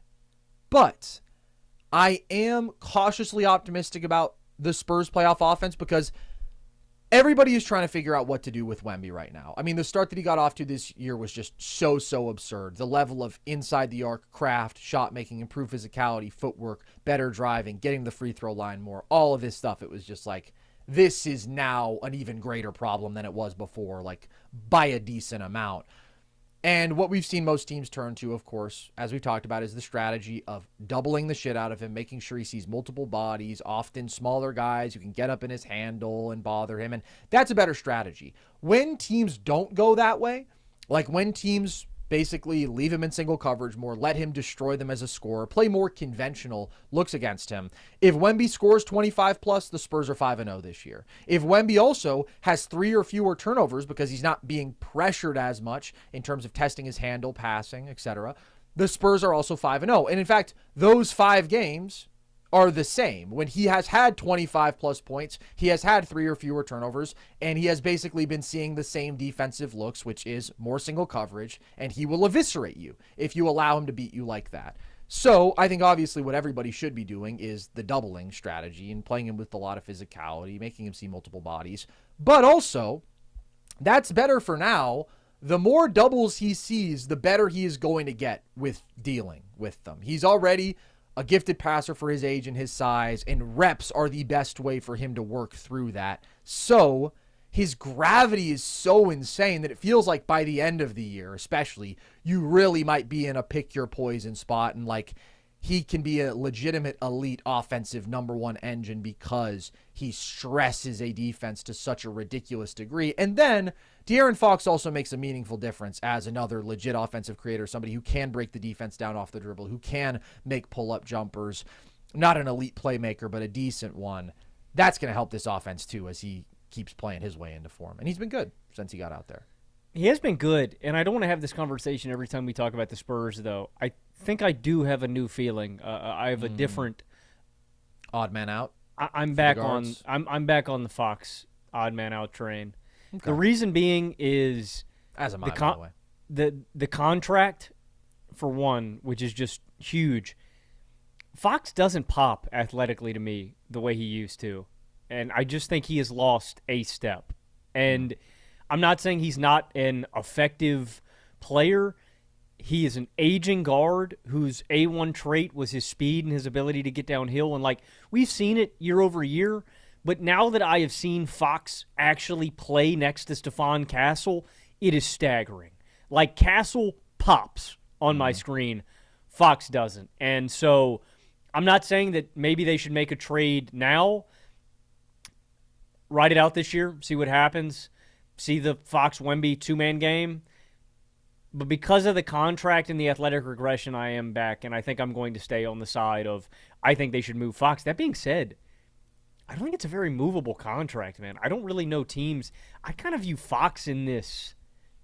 He's better than Ja Morant, but like the amount of money he's getting paid, I don't necessarily think I'd want to allocate that percentage of my cap to acquiring either of those guys. Like he's going to be making, like $60 million in 2028, I think it is. Like I would 2030 he'll be making 62 million. 2030. I would not be. He's a less intriguing asset than he was when Sacramento dealt him. But I think that they'll be able to find somebody. I think they'll be able to find somebody who's looking for that lead guard. Now, he's not the most versatile, malleable. And like you said, he is not trending upwards because that downhill pressure has diminished from him. That being said, he's still a great rim finisher when he gets there. His short-range shot making in the couple games that we've seen him this year has been really good. And regardless, like you said, you didn't want to have this whole conversation, and then you started to have the conversation. I do believe that Fox is big picture the odd man out here because Harper's going to be the best offensive player, and Stephon Castle, if he can cut down on the turnovers and if he can become a decent shooter, he is the better complement. But right now, let's not get it twisted, De'Aaron Fox is by far the best player, and he is a guy who for sure helps this offense in a meaningful way. And also, dude, definitely, I couldn't be higher on Dylan Harper, man. I think it's kind of going under the radar how great he's been on a permanent basis and how he's gotten hurt. He gets back out there. This is a guy who's one of the best bench creators, best bench guards in basketball already as a rookie. I like San Antonio a lot. I do. I don't view them as like a legit contender yet. I think the roster is more talented than I thought it would be. I think Wemby has been fantastic. It's still not in the upper echelon, though, in terms of like just raw talent. And it has to be like an insane Wemby carry job on both sides of the ball for them to make a Western Conference Finals run or whatever. But I also don't think that the Lakers are that caliber of a team. And even if they have more of a superstar factor overall, they also have a worse supporting cast. And this defense is such a big hole.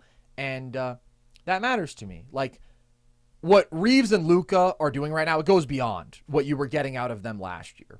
But you did have this team with the big three healthy. Reeves was playing great down the stretch of the regular season, his basketball ever at that point. The offense was great, and the defense was even worse. And they had a negative net rating with the big three on the floor. So I think they're better than last year. They have the center situation now. It's at least passable with Ayton. Good play finishing big. The depth has improved. I still see all the same fundamental flaws. So like you, I have not been entirely moved by the Lakers. But if you are talking about their future, Austin Reeves' stock has soared through the roof. Luka Doncic's stock is as high as it's ever been. And that's ultimately what's more important than their ability to go out there and contend right now in this LeBron window once he gets back, of course, from his sciatica, which you are also dealing with, Logan. But I'm going to go with the Spurs here. It's close. I'm going to say Wemby truthers unite. I think he's good enough as that legit offensive number one in the playoffs this year to make the Spurs the answer because of the complementary nature of their roster. And as we talked about, the fact that they're totally lapping defensively. Shall we talk about a little football, Logan? Shall we update the people in this chaotic NFL season? Every couple weeks, we've got to take a shot at ranking the 10 best teams in football, not at this very moment, but as contenders when it comes to who we believe in most in a playoff kind of situation. We'll start from the bottom, Logan. Who is in your number 10 spot? I've got the Green Bay Packers, who have fallen like a stone for me in my power rankings. I was very high on this team a few weeks ago. Now they have losses, ugly offensive losses to Cleveland, Carolina, and Philadelphia. The offense just doesn't show up. The running game looks less dynamic. The offensive line doesn't look as good. The passing attack is just continually stalling out. I think this team desperately needs another high-level playmaker or difference maker. Jordan Love has not been as good. The defense has not been able to get pressure the way they had earlier in the season. The defense, I think, by and large, has been pretty good, though. It's the offense that I've been disappointed with. But, yeah, there's just other teams in the NFC that have just not had. And in the AFC, I know it. This is true. The Packers have the most limited offense of this season of any other team in my power rankings. That even includes a team like the Philadelphia Eagles. I think Green Bay stands out. They have had the worst offense of any team in my top 10. But, I look at some of these teams on the outskirts. Tampa Bay maybe could get them here in this 10 spot if they really move me. But it's like, I don't like Denver more. I don't like San Francisco more. I don't like the Chargers more. Like, the Packers are in my 10 spot, but they are a pretty firm and solid number 10 team. I have them in my 10 spot too, Logan. And how they have plummeted in my rankings. Was there anybody who was hyping up the Green Bay Packers more than myself before the year? Probably not. I had them number 2 in my contender rankings. I had them going to the Super Bowl, and I've held out hope. I've kept them as a top 5 team in my rankings every week, talking about the upside, the vision, the peaks we've seen on both sides of the ball. The offense has just fallen apart, and the offense is just a disaster way too often, dude. In their 3 losses, they've allowed 13 points per game, Logan. If you allow 13 points in a game, you should win 95% of the time in the NFL. And they have lost thrice while allowing an average of 13 a game. Like, that's insane. Just total offensive failures. And I think the biggest problem, And this has been a problem all year, and my hope has been at some point it's going to get going. At some point it's going to get going. It's the run game. The run game was the foundation of the Packers offense last year, and it's been the foundation of the Packers offense, right? Jordan Love puts up these great efficiency numbers last year, but they were one of the lowest volume passing offenses in the NFL. They set up their passing game by being a super effective rushing attack, and they're still trying to do that. They're 8th in rushing attempts, but they're 26th in rushing yards per attempt. They are still in love with the run game as it's totally fallen off. And that's how you have some of these performances where like the offense just sputters and flails. When they lost to Cleveland and they put up 10 points, they had 27 handoffs that went for 64 yards, like committing to the run game and just getting totally shut down. Carolina game, they actually did move the ball. It was more just bad turnovers, missing out on chances to put up points. But versus Philly, 22 handoffs for 76 yards, and you put up 7 points.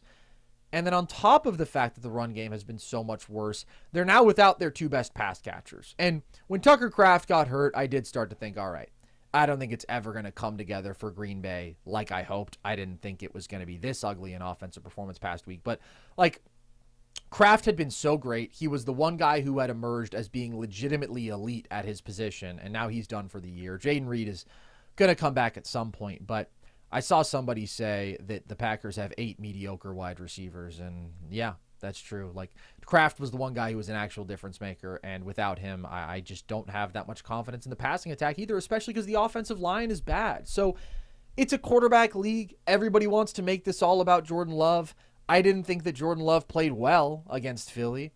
I think that Jordan Love, the last 2 games, honestly, in all their losses, Jordan Love has been bad, I would say. I think he's been quite good in their wins, but I also think he is not somebody who is so good that I expect him to elevate a bad situation, right? He is not somebody who I think is going to clean up the mess. He has really good physical tools. He can have these really good stretches, but he's not a top-tier stabilizing guy, and I think it's more so just that the situation around him has gotten worse and is continuing to get worse than it is Jordan Love is regressing, Jordan Love is getting worse. You can be critical of the fact that maybe there's been a lack of progress for him now in year 3 as a starter and in year 6 as an NFL quarterback. But I think the problems for Green Bay are not something that he is guiltless in, but really more so just an accumulation of all these different problems. And I don't know that these problems are getting better. Tucker Kraft's not coming back. The offensive line isn't going to change. The run game probably isn't going to get better considering how consistent these issues have been.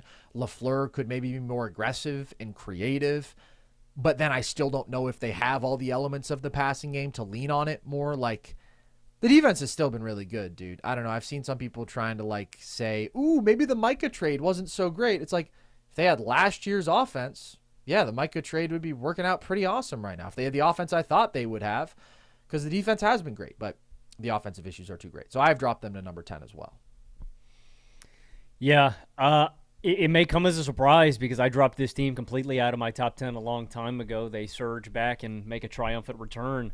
Nice. I've got the Baltimore Ravens here in my 9 spot, and I just think there's too much to ignore going on right now for me to leave them off of my list. Now, the reason the Ravens are at number 9, because I think on talent and on paper, I am a guy that bets on quarterbacks to go out there and win games. The reason the Ravens are at 9 is because of the uncertainty that they will be in the playoffs. That is why I felt like it was more important.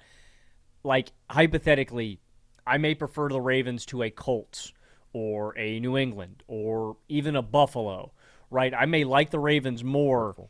The Colts are going to be in the playoffs, guaranteed. They're going to win that division. New England's going to be in the playoffs, guaranteed. They're probably going to win that division. The Ravens, it is still up in the air. Now, at this point, with the way the Steelers and the fucking wagon is unhitching and the tires are, the team is unraveling right now. This is a classic Pittsburgh Steelers meltdown. The Ravens are probably going to be in the playoffs. They are probably going to win this division. They have a chance at climbing higher in my power rankings. So the reason that they're this low is just because it's not a guarantee that they're going to be in the playoffs. But as the season goes along, I anticipate Baltimore climbing in my contender hierarchy. For right now, though, they are number 9. This exercise sort of inherently puts a lot of emphasis on ceiling. You've got to have the potential to make a run as a contender. That's why I don't have Denver here. Denver's 8-2. A lot of people, I'm sure, are going to be pissed about the fact that they're not here. We'll see how they look against the Chiefs this week. We'll see how they look against a great team, because recently we've seen them scraping by against a lot of shitty teams. If it's the Raiders, if it's the Texans without Stroud, if it's the Jets, if it's the Giants, these 1, 2, 3-point wins, they don't move me. I think the offense is bad. The defense is amazing. Bad offense to me is a major concern when you're talking about playoff upside. You can win regular season games with great defense and bad offense. You do not succeed to the same level in the playoffs.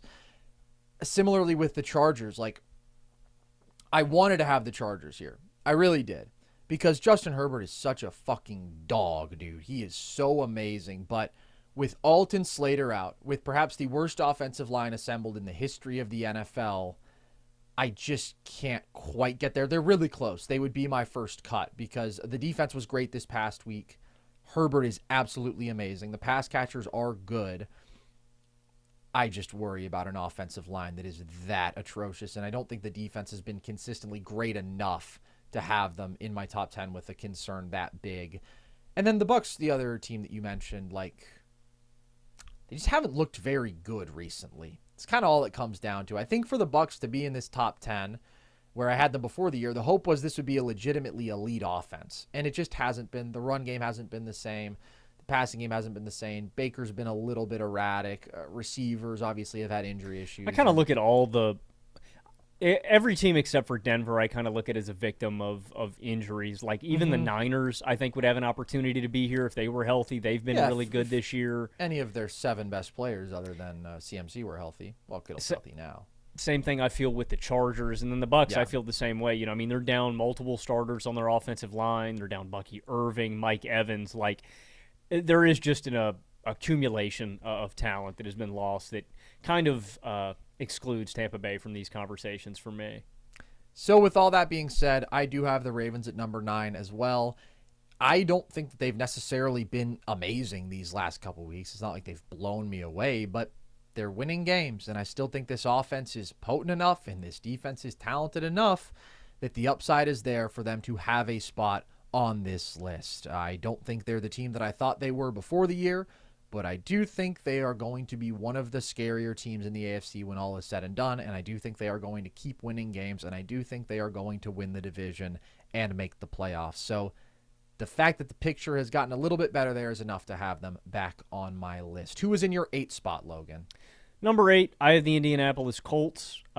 Shoe in to be in the playoffs. They've had an elite offense, really solid defense, and they have made the big swing in addition to go and get Sauce Gardner, which addresses the major and biggest concern for this team, which I think would have been their secondary heading into the trade deadline. Pretty much, I'll keep it simple.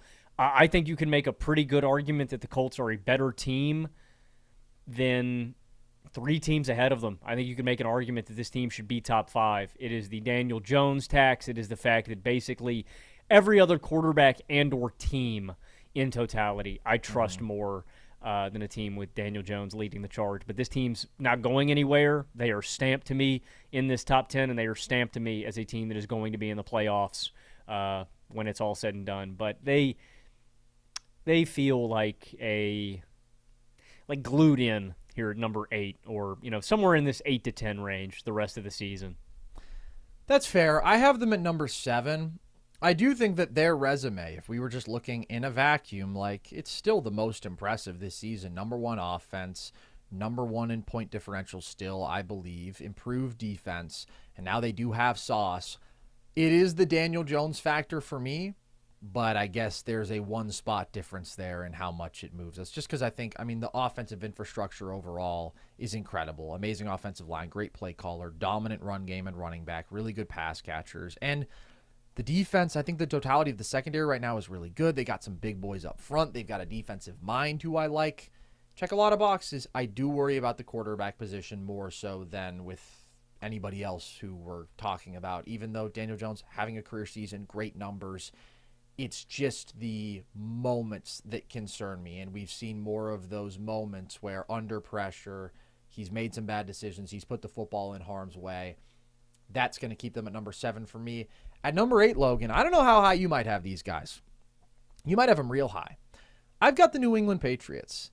They are really good. They are the hottest team in football right now. They have won 7 straight games, and they just got a good quality road win over the Tampa Bay Buccaneers. Drake May is my MVP. He is absolutely sensational. I just don't know that I am bought in enough on the roster around him to have them higher than this.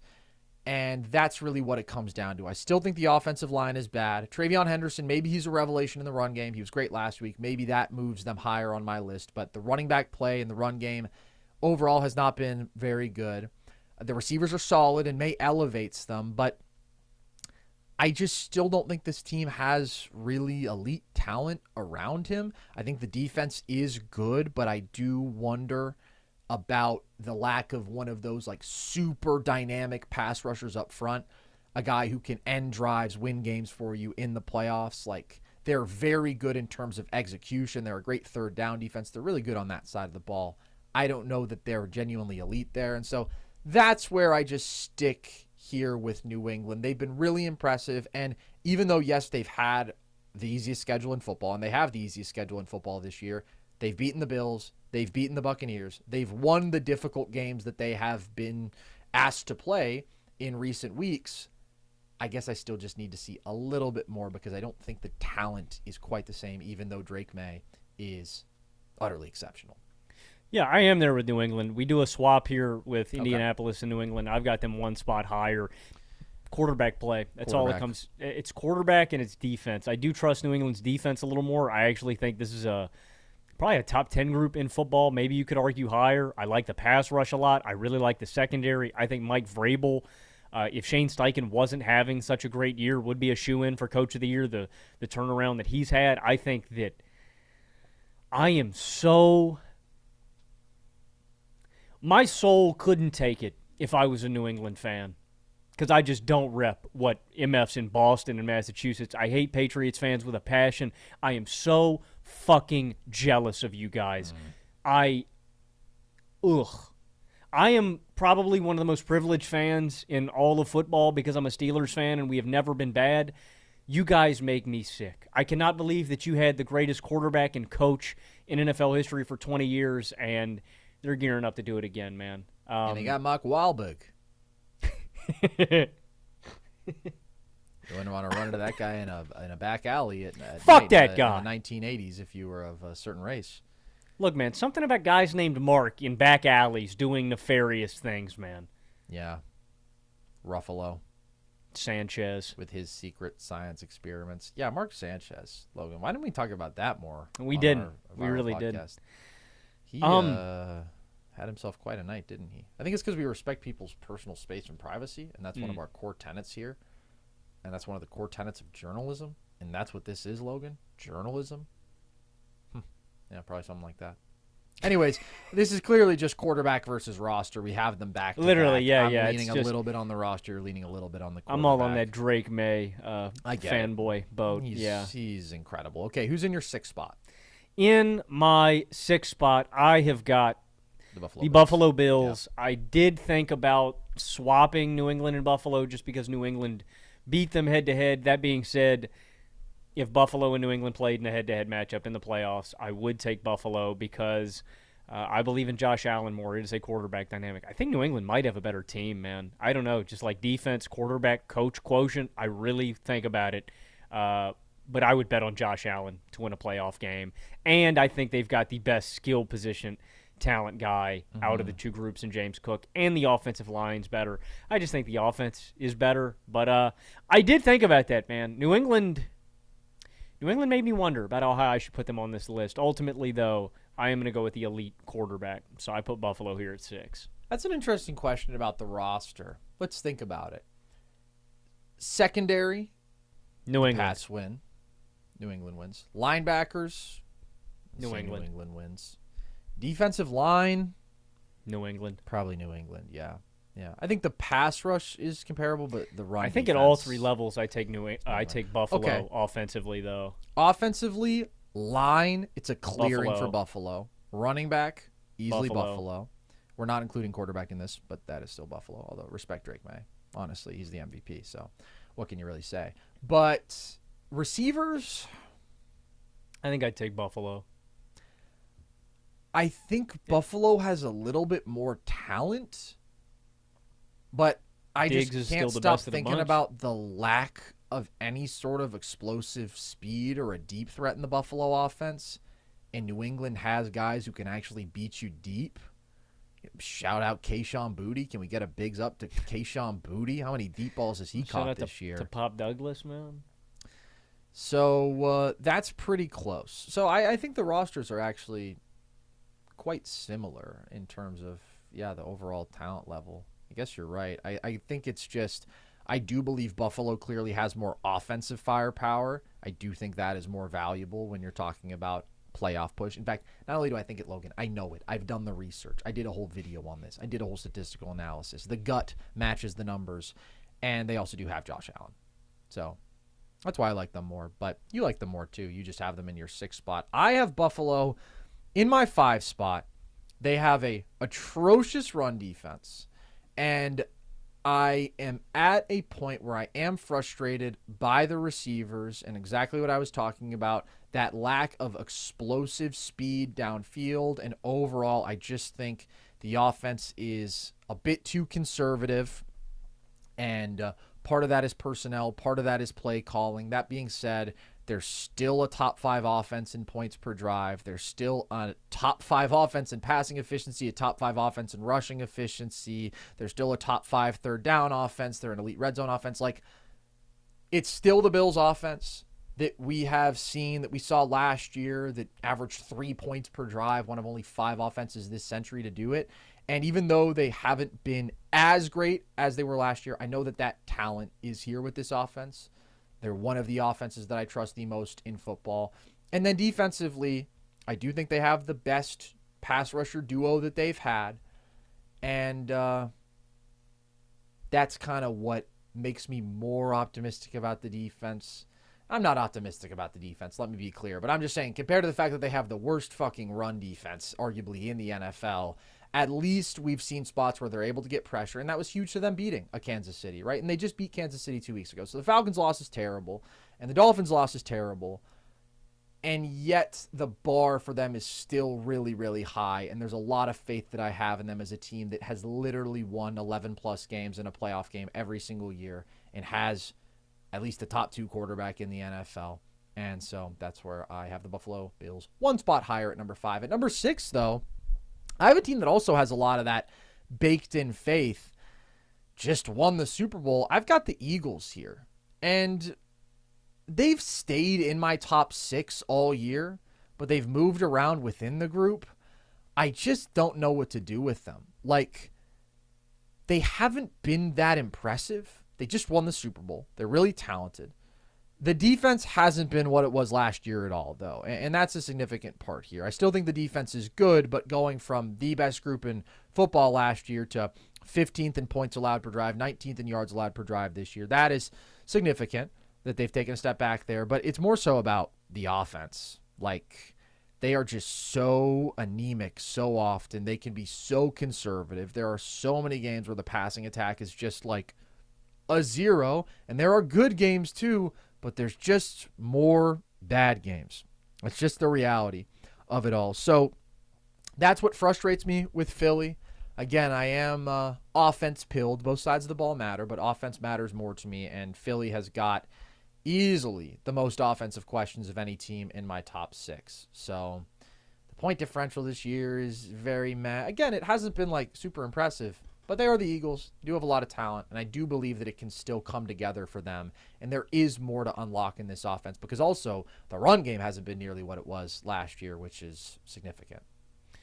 We flop on these 2 teams as well. I went Eagles 1 spot ahead of Buffalo. My thought on that was basically just Eagles have been slightly more consistent, I would say, game to game than Buffalo, and the fact that if these teams played head-to-head, I would take Philadelphia.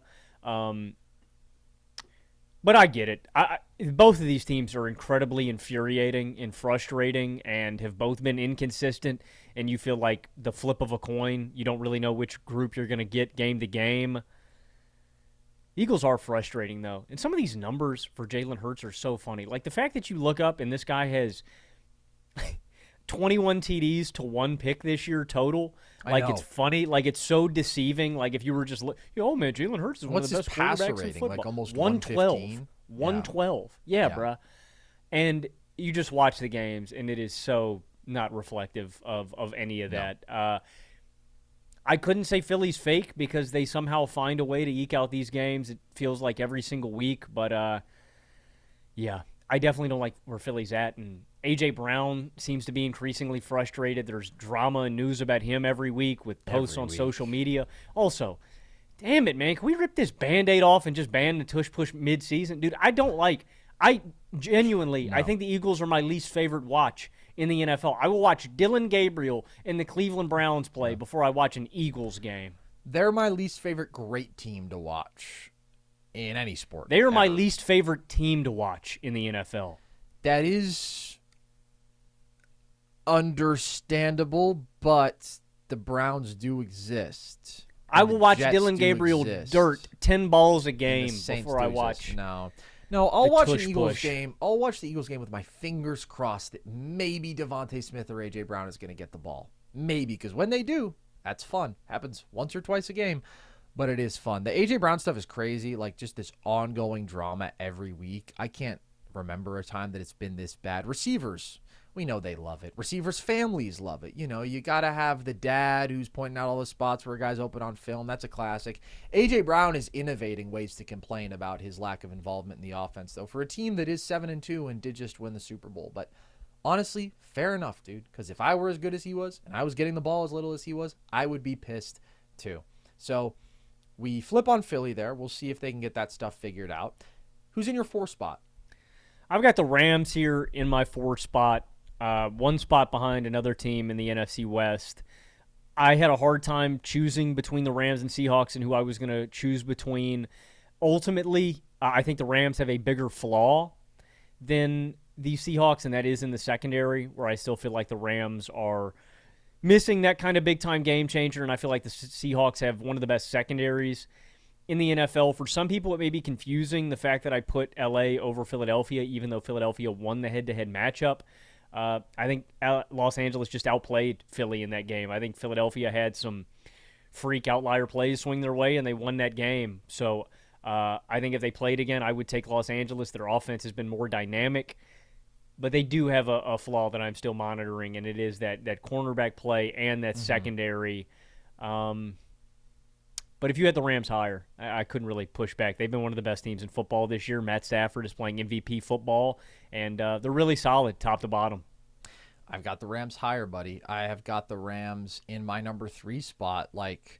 Talked about this coming into the year, how they check a lot of the key boxes that I love. Great coach, great pass rush, great quarterback, and it just feels like everything has gotten even better for them. I mean, Matt Stafford is putting up career numbers and is just playing such elite football out there. And Puka is even having a career season by the super high bar that he set. And he and Devontae in tandem have been so fantastic. And now this offense has been absolutely humming, just mowing people over out of these 13 personnel, 3 tight end looks where they're so effective throwing the football as well as running it. And then the defense, you can't write off the secondary stuff, right? That's where they got torched by Philly. That was the best that the Eagles passing attack has looked all year, was in the second half against the Rams. But they're still an elite defense. They've been a great run defense. They've been a really good pass defense overall because the pass rush is so fantastic. They're 3rd in points allowed per drive. They're top 5 on both sides of the ball. I just think they've had one of the greatest resumes of any team this season, and they've got a playoff formula that I love because the key factors I look for when it comes to making a deep run, they've got. So I have them 1 spot above the Lions. The Lions offensively are as good as it gets. I am just more moved by the Rams defense, and honestly, the difference in quarterback play does matter to me. Now, I like the Lions defense more than, say, the Bills, and that was a close one for me, because I do trust the Bills quarterback a lot more. But I gave the Lions the edge there. However, the Stafford-McVay pass rush Puka Devontae combo, those key elite talents at key spots, I like a little bit more than the Lions, who I know on their best day can absolutely destroy anybody. But on a vulnerable day where the defense isn't playing the best and Goff is under pressure and another team can take away the run, I just think there's a little bit more downside there. I trust the Rams a little bit more. Damn, I've got the Lions in my 2 spot. I'm really high on the Lions. I think they've been one of the most consistent teams in football since week 1. Like, if we took week 1 out, I think the Lions would be number 1 in my power rankings. For now, they are number 2. I really like what Detroit's got going on. I think they've got elite players at the 2 most important places on your defense. Aiden Hutchinson is back to that Defensive Player of the Year kind of level. Brian Branch and Kirby Joseph are an elite secondary tandem. I think Terrion Arnold has gotten better this year. So I'm back to kind of where I was with the Lions preseason. I think the Lions might be the most talented team in football, top to bottom. And in a down year like this, that might just be enough to get them through the NFC. I agree with you on the quarterback point, though. The points in favor for Los Angeles are definitely QB. Yeah, that's pretty much it. I mean, and again, I think Seattle and the Rams have more elite defenses than Detroit. I can comfortably say that. But they also have quarterbacks who I trust more, and that's it. Other than that, I would agree. I think Detroit, I mean, the overall offensive machine with them obviously is the most potent. It's just crazy what they have in the run. Seattle, I did debate having above Detroit, though. I debated having Seattle in my 2 spot. For me, though, they end up at number 3. I've got Seattle in my 2 spot, Logan, as you just advertised. Like, the story of the season, to me, surpassing even the Colts, just because I think the Seahawks are more legit when it comes to a playoff run, because I think their defense is so great, and I believe in Sam Darnold, like, a lot, dude. He's just playing the quarterback position at an elite level. He has improved in terms of his ability to make quick decisions, get rid of that ball. He has improved in terms of his ability to limit sacks, and all of the passing efficiency numbers for him basically lead the league. But the explosive stuff, he has been nails on downfield. All of this passing out of heavy personnel, he has been phenomenal. JSN is a god, and now they've got Rashid Shaheed. So I just have so much confidence in this elite passing attack. And the run game is not very efficient, but it does bring them balance offensively. It sets up some of these heavy personnel looks that they've been so great passing out of. And defensively, they're just about as good as anybody. Like, I think Denver and Houston are the 2 best defenses in football, and then I'd probably go Seattle next. Like, they have been elite against the run. They have a phenomenal secondary. They've gotten a shit ton of pressure. Like, they're just fantastic. So they're really great at areas that really matter to me. And that's where I slightly prefer them to the Rams, because I think their quarterback play has been so good. Like, I trust Stafford more than Darnold, but not by a huge margin right now. And I do think the Seahawks defense is even more complete than LA's. So is there anything you would like to add about them before we get on to number 1, Logan, where it seems we are going to agree? No, I think the Seahawks have really got to put together. I'm still skeptical on Darnold when it comes to the playoffs. I still think that he could have a down game. I trust him more than a Daniel Jones, and I trust Stafford more than a guy like him. I'd put him in golf. You trust Darnold more than Jalen Hurts? Yes. Oh my God, that's not even close. Jalen Hurts is not he's not a top 10 quarterback still. Like, I agree. Darnold, I think, is. Yeah, well, I'm just asking because if we're talking about, for me, the top 6 teams, there's a tier break, and 1 through 6, it's really close, and it's kind of been that way all year, where there's 5 or 6 teams in that range. Seattle is a new addition to that group for me, and Darnold is most impressive. Darnold is closer to a Goff, I would say, than a Stafford, is how I'd put it. I think he's a nice midway point, but you're probably right. He's probably a little bit closer to Goff than Darnold. I don't think Seattle has a flaw. I don't look at this team and go, that is what's going to slow them down in the playoffs, right? Yeah. So who's in your 1 spot, Logan? The 5-4 fucking Chiefs. One of the reasons why they are here is because I just believe it. Like, I do think if there was a team that I'm going to bank on to win the Super Bowl right now and pick, I would pick Kansas City. I would bet on Mahomes. But I don't want to put the bad juju on another team by putting them in my 1 spot. I put the Chiefs in my 1 spot, and they lost.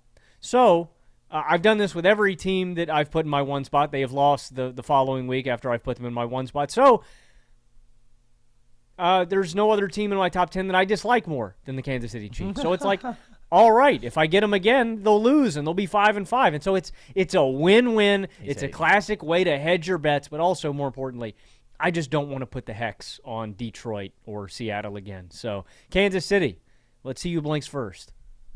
That is honorable for you, Logan. Moving off of pure hate, I've got him number 1, too, just out of the goodness of my heart and the sincerity of my mind. It's just a faith thing. Like, as much as I love the Seahawks, when it came down to it and I put a gun to my own head and I said, you've got to choose, I couldn't put them. Which is what we do before every show. That's what I do before every show and at every night. You know, keeps things fun, Logan, keeps the edge on. I don't like to take the edge off. I like to keep the edge on. I like to add the edge, even, if you will. Edge maxing. And I'm talking about the Sixers backcourt of VJ Edgecombe with Tyrese Maxey, of course. I just have the most faith in the Chiefs. I think their offense is elite at full strength. I think the passing attack is probably the best in football. And the run game isn't great, but it's okay. And I think that their defense is pretty good. So if I'm comparing it to like the Bills, who have the offense and the quarterback factor, I like the Chiefs defense more. And I also think, like, I've been saying all year the Bills should be the better offense than Kansas City. I don't know if I feel that way anymore, even though the run game is a lot better, because Kansas City just has dudes with speed. They have actual really good receivers who specifically can take the top off of defense, and that means that they can move the ball in chunks and they can really lean on their passing attack in a way that Buffalo's got to show me that they can do right now. I just watched a game in which nobody fucking got open for 60 minutes. So I'm going to give the nod to Kansas City. Seattle, the Tyrell Rams, Shavers is the answer, bro. You got to play Tyrell Shavers. I guess we need more Tyrell Shavers, don't we, Logan? We need Dalton Kincaid to not hurt his hamstring. We need Dalton Kincaid to be healthy because he's the best guy. But he's not exactly, beating you on a go 40 yards downfield. There's nobody who is doing that in Buffalo. But the offense is still elite, Josh Allen. And so go Bills. I'm going to be at the Bills-Bucks game this Sunday. So again, I'm giving another warning. We will not be going live Sunday night. We will do a show late Monday night, and it'll probably go up Tuesday morning. But before then, Logan, we've got 2 more episodes coming out this week. Oh, my God. We've got a trivia show coming out with a surprise guest, and we've got an NBA show coming out with another surprise guest, and we've got this playback thing tonight. So come through, come by, have a good time. If you're watching this after and you didn't realize, well, you missed it. You missed it, and maybe we'll never do it again.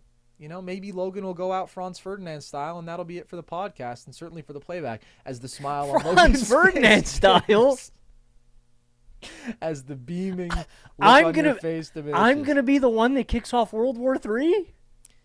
It's not your fault. You just happen to get got. You got clipped, and I wouldn't take it. So actually, in this you're situation, the one who started. I am World the War Austro-Hungarian government. I'm not gonna take it. I'm gonna say all this tension in the Balkans. That's got nothing to do with Logan. All of that tension in the balls is probably more appropriate for us. That's not Logan's fault. And you will all pay. And then we'll start a war. And I will lose the war. And we will lose the war. But there's nothing that I wouldn't do to honor your memory, Logan. So on that note, we honor the memory of Nico Harrison with a moment of silence. Nobody will ever do it like you, Nico. You were not appreciated in your time. But decades from now, centuries from now, everybody will see your genius and everybody will know your glory. Amen. With that, we're done here. We hope you guys enjoyed. If you want a full ode to Nico Harrison, I did one on our TikTok that you can find if you follow us at NerdSesh, Instagram at NerdSesh, Twitter at Nerd_Sesh. It's everywhere, along with all of our daily trivia content, graphics from the show, clips from the show, and all that good stuff.